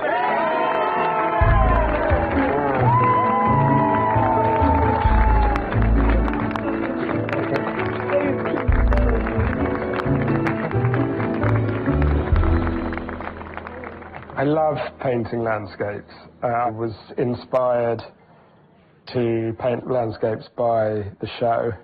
I just thought that I really, I want to try that. I can see myself doing landscapes as a core sort of subject matter for, the rest of days. Ben's prize for winning Landscape Artist of the Year is a commission to paint a landscape of the south of France for the Courtauld Gallery in London. I feel really excited to be here, but seeing the kind of grandeur of the place, it makes it all feel very, very real. Can't wait to find out more about what I'm going to be doing. The Courtauld Institute and Gallery was established in 1932 by industrialist and art collector Samuel Courtauld, who wanted to open up his unrivaled collection of Impressionist art to the public.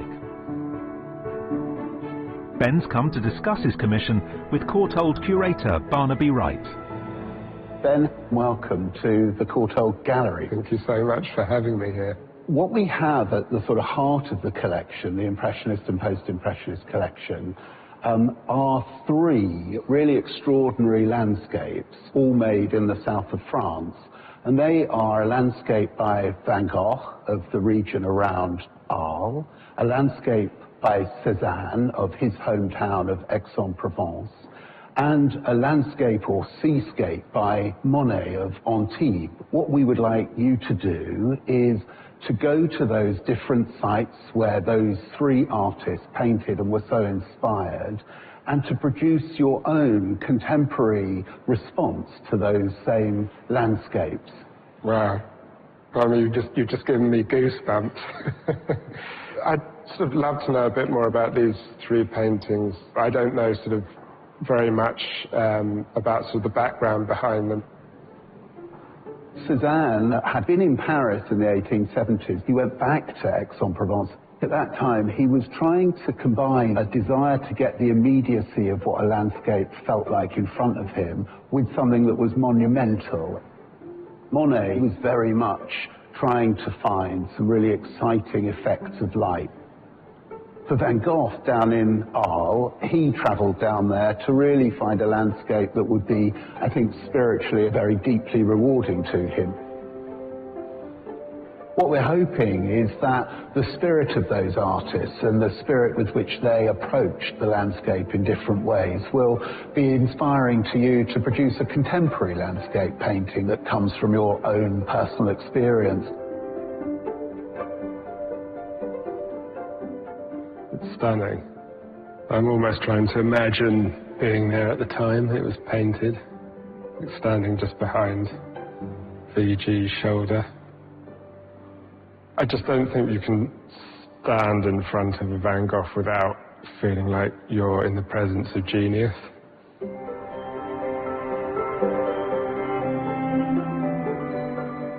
I really love the colour and the subtlety of the land in the background and the sky. It's really, really beautiful. Absolutely love Monet. This is one of my favourites. I could stand and look at it for ages and ages. I just love the colour palette, the brush strokes, just the movement in kind of a static scene. The challenge is an absolutely wonderful one, and I hope I can do you proud, Barnaby. Would you like to come and see where we're thinking of hanging it? I can't wait. I'd love to. Let's go.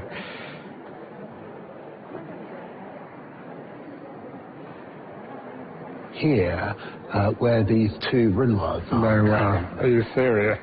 You'd be able to have your work here, the Cézanne to one side, the Monet on the other side of this wall, and the Van Gogh beyond. I'm absolutely lost for words, Barney. I can't believe it. It's a dream come true and such an honour. I'll certainly put my heart and soul into this picture and hopefully make you proud. When Barnaby showed me the position that my painting would be hung, it was honestly one of the best moments I've ever had. It just felt amazing, and, you know, my mind was officially blown at that moment.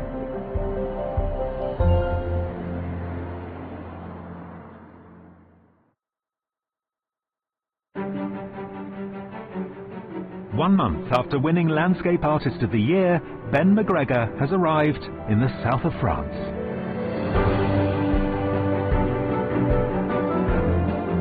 It's almost a bit of paradise, I would say, down here.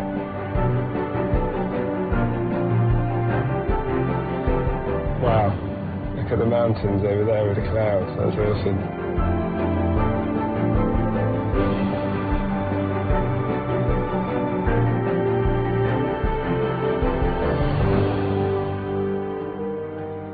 Artists first travelled to this region in the second half of the 19th century, drawn by the shimmering light and strong shadows. Here they discovered a tranquil idyll, which gave them the freedom to break the rules and explore new ideas. Ben has been asked by the Courtauld to visit the 3 locations that inspired Claude Monet, Paul Cézanne and Vincent van Gogh. I'd quite like to see a single scene which really speaks to me and just makes me feel like I want to paint it, and something I know that I can turn into a cool looking painting.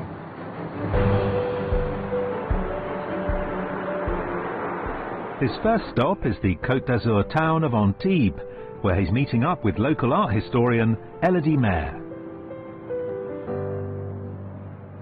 The south of France obviously has an incredible transformative effect on many artists. I'm wondering what you think is so powerful about the landscape down here.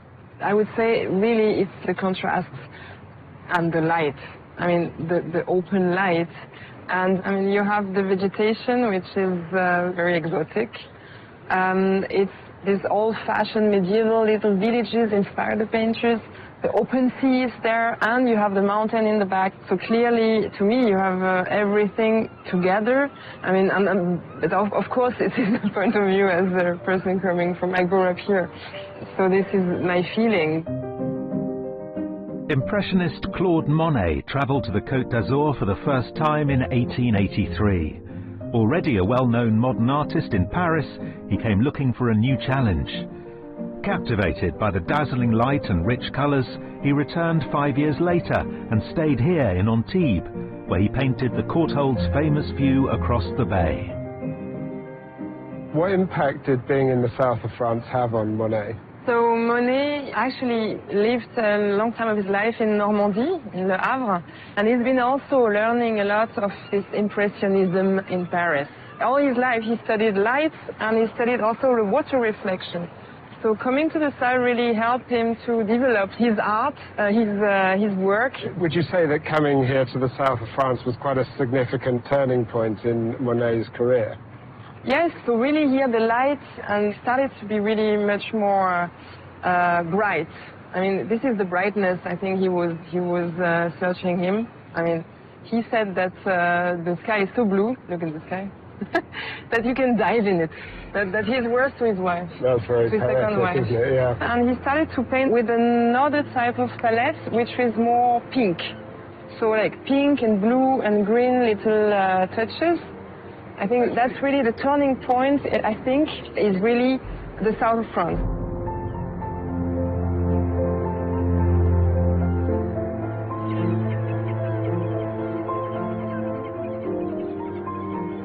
Inspired by Monet's approach to colour and light, Ben has come to the exact spot where he painted the Courtauld's view of Antibes to make his first preparatory study.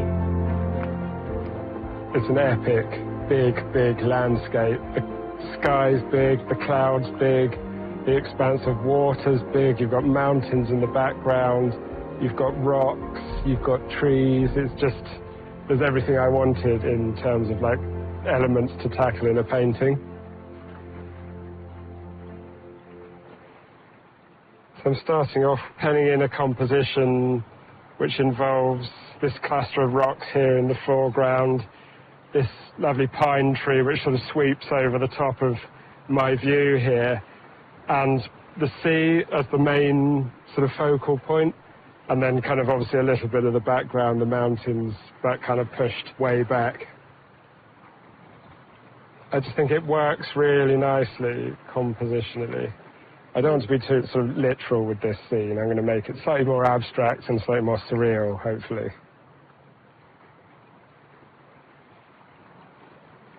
Well, everything's so bright and very blue. There's a lot of blue here. And also pink, actually, you know, in terms of the rock. There's so much shadow, there's so much texture, and so much depth of colour, and very subtle tonal changes, which are quite hard to capture sometimes, but, you know, Monet does that brilliantly well. The sun's setting, which means I need to work really quickly to capture everything I want to on the canvas before we lose the light entirely, which is always quite challenging.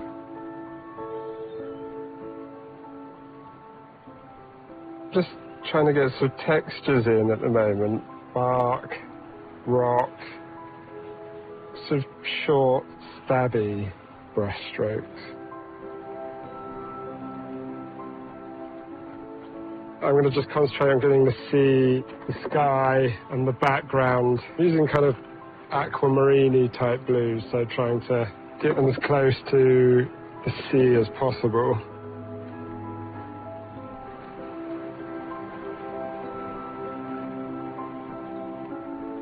I just wanted to try and get this sort of golden colour, where the light is sort of hitting the face of these rocks in the sea.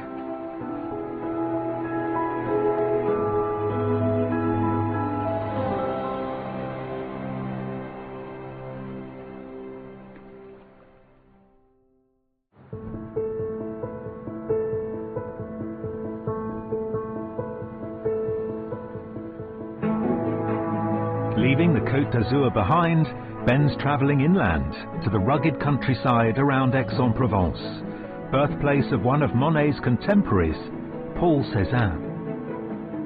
The area is dominated by the imposing limestone ridge of Montagne Sainte-Victoire.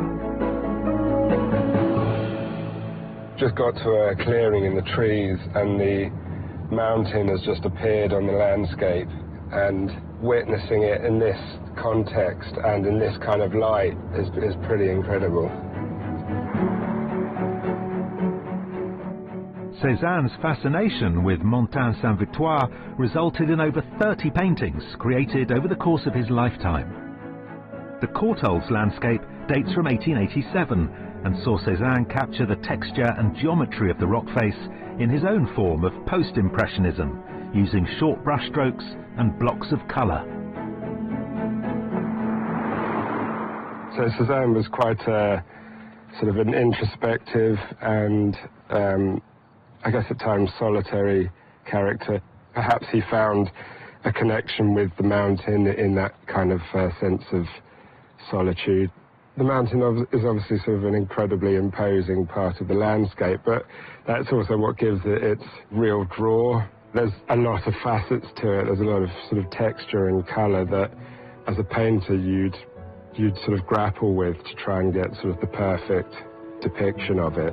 And also the pine trees which frame this particular painting are everywhere around here, almost to the point where everywhere we stop it looks like it could be the place where Cézanne painted, you know, this particular painting.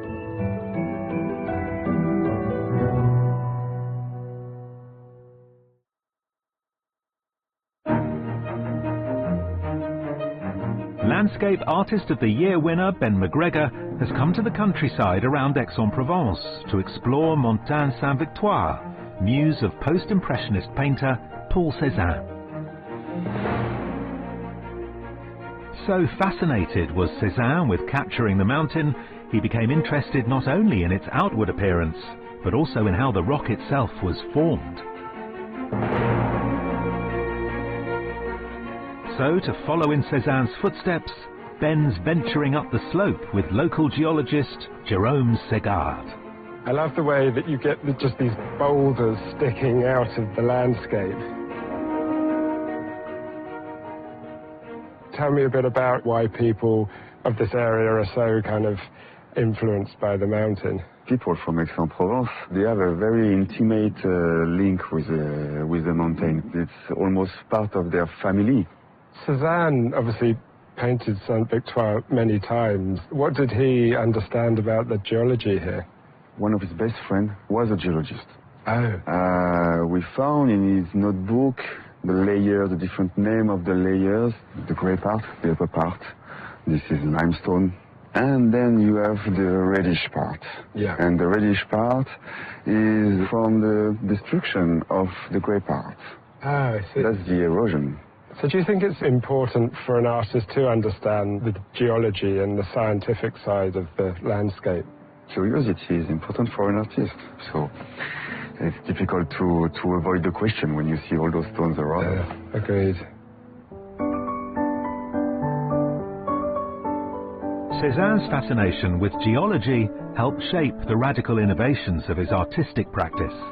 And in 1902 he built a studio in the foothills of Montagne-Sainte-Victoire.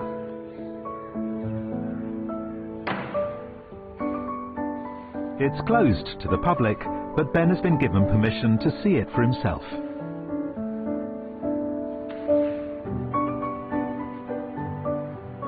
This could actually be the final commission painting. This view from this window, 'cause that would be awesome. You can't help but feel something from being here.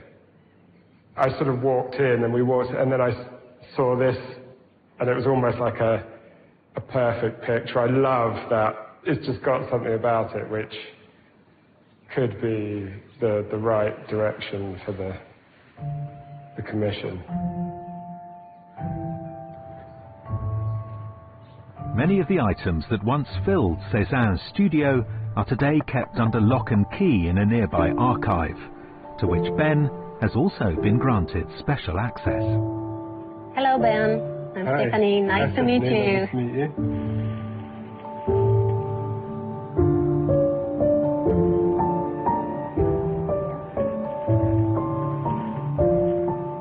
It's the famous still Yes. life statue. That's Yes, amazing. That's exactly. so cool. Yeah.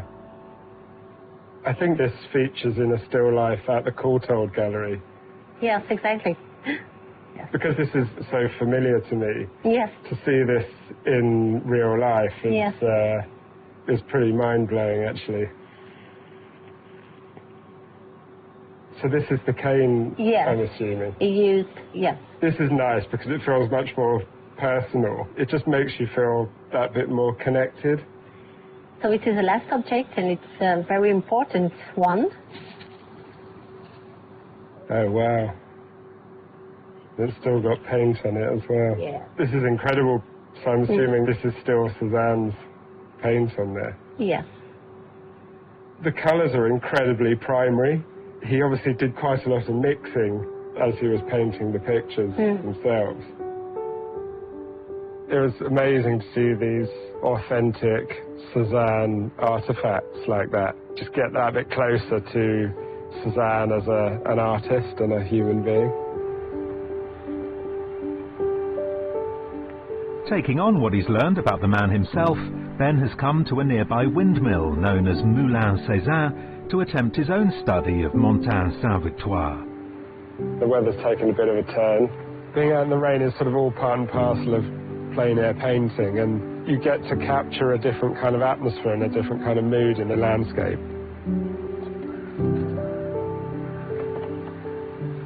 The whole scene is amazing. There's just loads of really nice trees. You've got this kind of the pine tree, the branches sort of coming into view, which I will put in there. Cézanne wanted to sort of understand the whole process, why things are how they are, and in order to understand that you obviously need to know a bit about the geology. I like that because there's also obviously a science to painting as well, which is so useful to understand when you're constructing a picture and using different paints on different surfaces. I want the sky to be quite sort of flat. So basically now I put the paint onto the white layer, it's almost stained the canvas. It's just a way I like to render the sky, to create the feeling that it's sort of further back than, you know, what's going on in the foreground. Some paints are really, really transparent, and so they'll kind of glide across the surface. I've always found it's quite good for doing kind of rock, because you can create this kind of scratchy effect.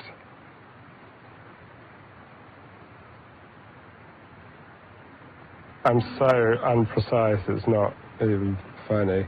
And if I feel a tree would be better to look slightly bigger or set slightly further back, then that's what I'll do, which is kind of quite a wonderful thing about being an artist, is you sort of get to play with the landscape in that way. The bit I really loved on this landscape was this kind of reddy pink ground that you see in the front, which looks really nice against the greens.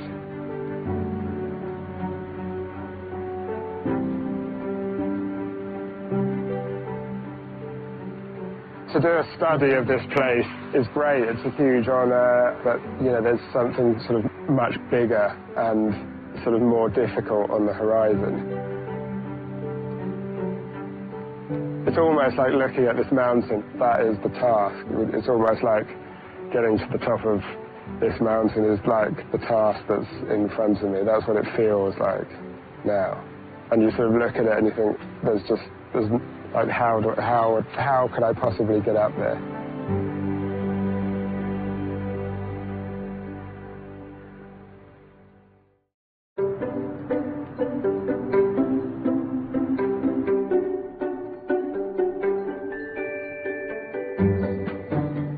Ben's final stop on his trip is the Provençal city of Arles, where Vincent van Gogh arrived in 1888. Wanting to escape Paris and the pressures of the art world, Van Gogh came to the south, seeking inspiration. I love these beautiful old shutters. Quirky little artifacts like this. Merci. During my visit to the Courtauld and my chat with Barnaby, he explained to me that Van Gogh came down to the south of France to get away from the hustle and bustle of Paris, and also because he was having a bit of a mental health crisis at the time.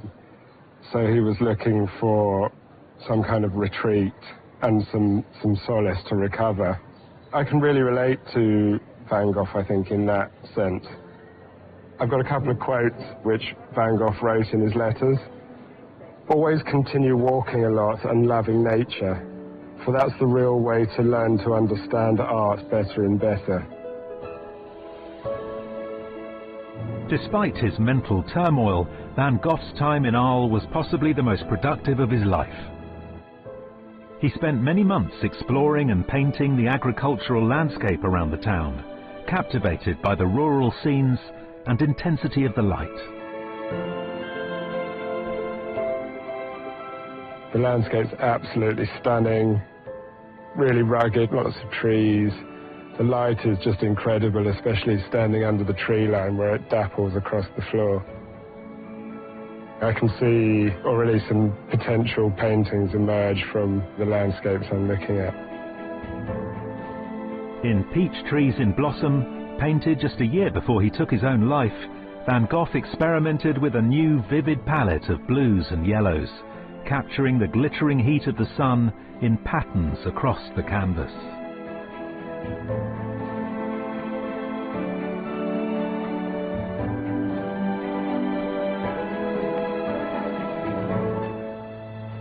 We're right in the heart of an olive grove, which is sort of classic Van Gogh territory, so I'm going to have to do my absolute best for it not to come across as a bit of a Van Gogh knockoff. It's boiling hot, it's early morning. It's an absolutely beautiful landscape to be in. It's the sort of thing I really like to paint. These are pre-framed canvases that I invented in the workshop, sprayed in that finish that I like to paint on top of, like a really smooth finish. There's kind of a few layers of landscape to look at. You've got this incredibly bright vineyard that the sun's really sort of reflecting, and then you've got the olive grove where we are, so there's quite a lot of depth to play with here. The ultra sort of smooth surface of the board allows the paint to slide across it really freely, which enables you to create really nice sort of brush marks.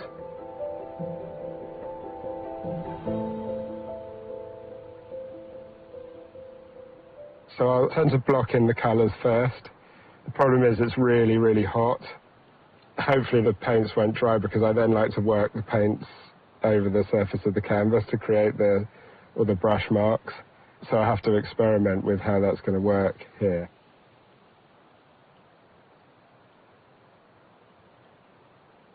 So I'm just creating these little, almost like waves, because you've got all this amazing tree line kind of in the middle ground before you then get to the mountain itself.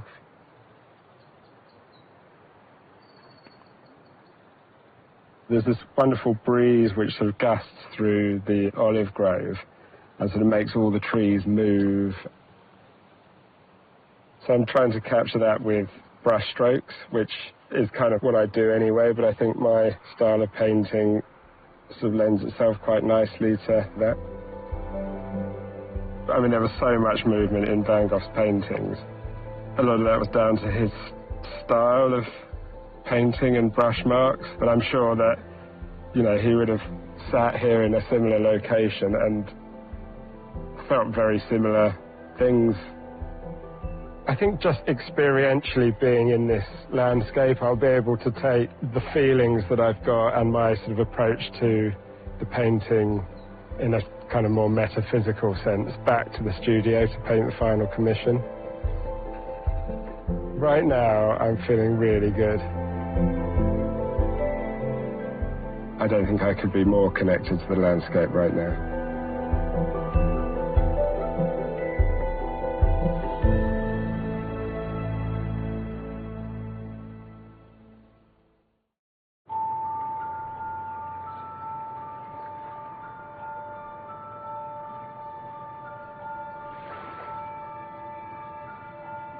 It's been an absolutely incredible trip to be on, so I'm sort of full of gratitude and joy and inspiration too. But at the same time, you know, I still haven't decided on a final commission piece, so that's slightly troubling. So I probably need to just go home and sort of process it all. But I think more than anything else, I just sort of feel incredibly humbled and perhaps slightly unworthy to sort of be here following in the footsteps of these kind of great masters. So I need to sort of make my peace with that and find, you know, some ideas and a direction which is kind of very personal to me and my journey here.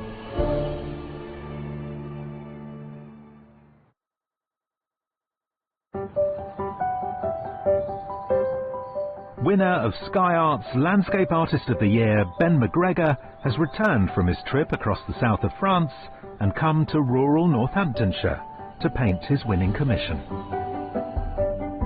A studio at his sister's home is providing a welcome space to reflect on the trip and the task ahead. So, how's it going? It's going okay, I think, but I still spend a lot of time worrying, staring into space.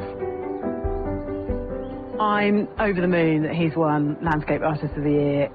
Ben is a incredibly complicated but interesting, kind, quirky person, and that comes out in his art, and I'm delighted that he's been acknowledged in that way.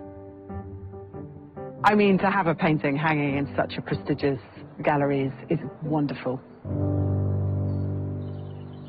So I got back from France and for a few days still was unsure as to what I was going to paint. It needed to be something very personal, like a place where I got sort of a real feeling from.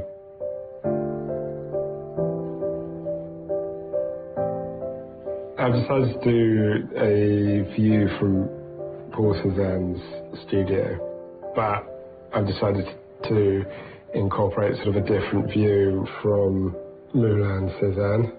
Tackling the mountain at one stage felt almost impossible, and I think by placing it within Cézanne's studio, which is a very human place, sort of gave me the ability to see it in my own way. So I'm just painting in the floorboards.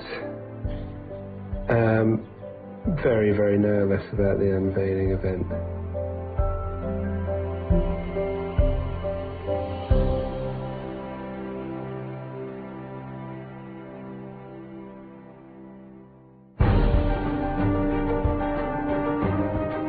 Tonight, Ben's winning commission will be unveiled at the Courtauld Gallery. I'm obviously feeling nervous. I've put my absolute soul into this picture. It feels incredibly exposing, to be honest. It's my entire sort of creative life almost put under a microscope in one moment. I just want it to be well received and liked, and in the moments before the curtain falls, I'm sure I'll just be a bag of nerves and a bit of a wreck.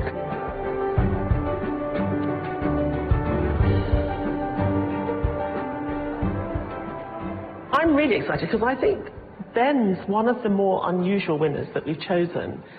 Because he's got this sort of odd, edgy abstraction to his work. He's so idiosyncratic. Yeah. And the way he puts paint on is so him. So I like the idea of this fusion between this beautiful south of France, these great vistas that we know from art history, and this very weird way of painting. But, you know, is it sea? Is it mountain?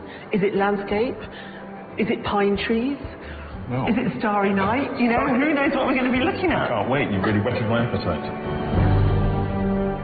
Good evening, everyone, and welcome to this very special occasion, the unveiling of the new Landscape Artist of the Year, Ben McGregor's winning commission. Yes.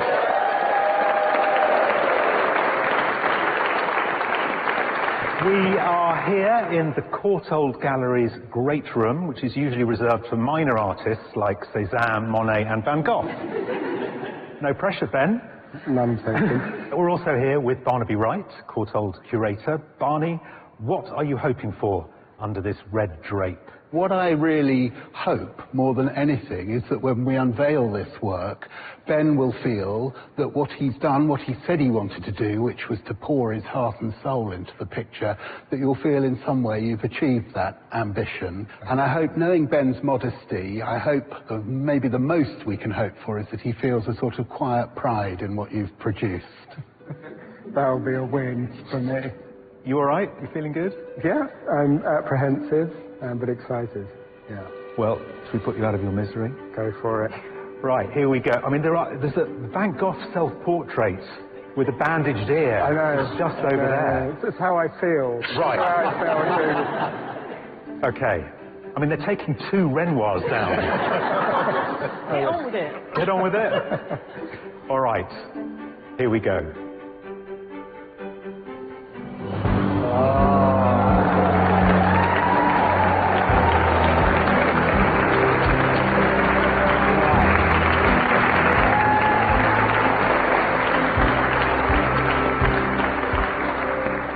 Barney, I'm going to put you on the spot. You've only just seen it, but what do you think? What an extraordinary picture. I mean, congratulations. Thank you, absolutely fantastic. And we even have a reference to one of our other non-landscape Cézannes in the collection, yeah, a still exactly. life with Plaster Cupid here, which is, yeah, fantastic to see. Ladies and gentlemen, the Landscape Artist of the Year, Ben McGregor.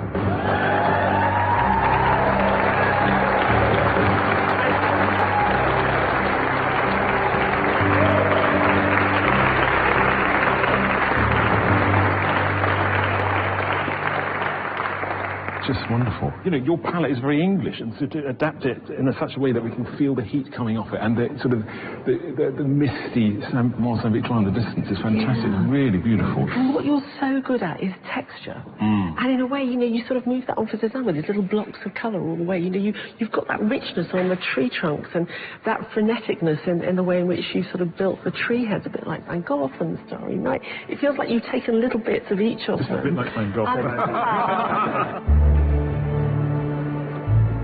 I'm just bowled over, actually. It works on so many different levels, and all done in his inimitable style, which is this touch, this sensitive touch that vibrates. The whole painting sings, and it just fits in here perfectly.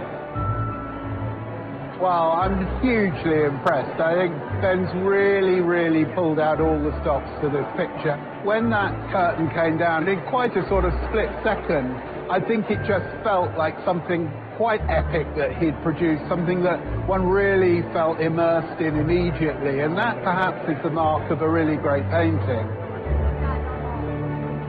Ben has stayed true to his authentic way of painting, but somehow by osmosis he's managed to absorb just enough, just the right amount of influence from these artists to create a work that I think will sit on these walls confidently and will sort of encourage a lot of conversation about what landscape is today. So I think he's done us proud. Wow, a sort of a plethora of emotions and excitement, and most of it overwhelming.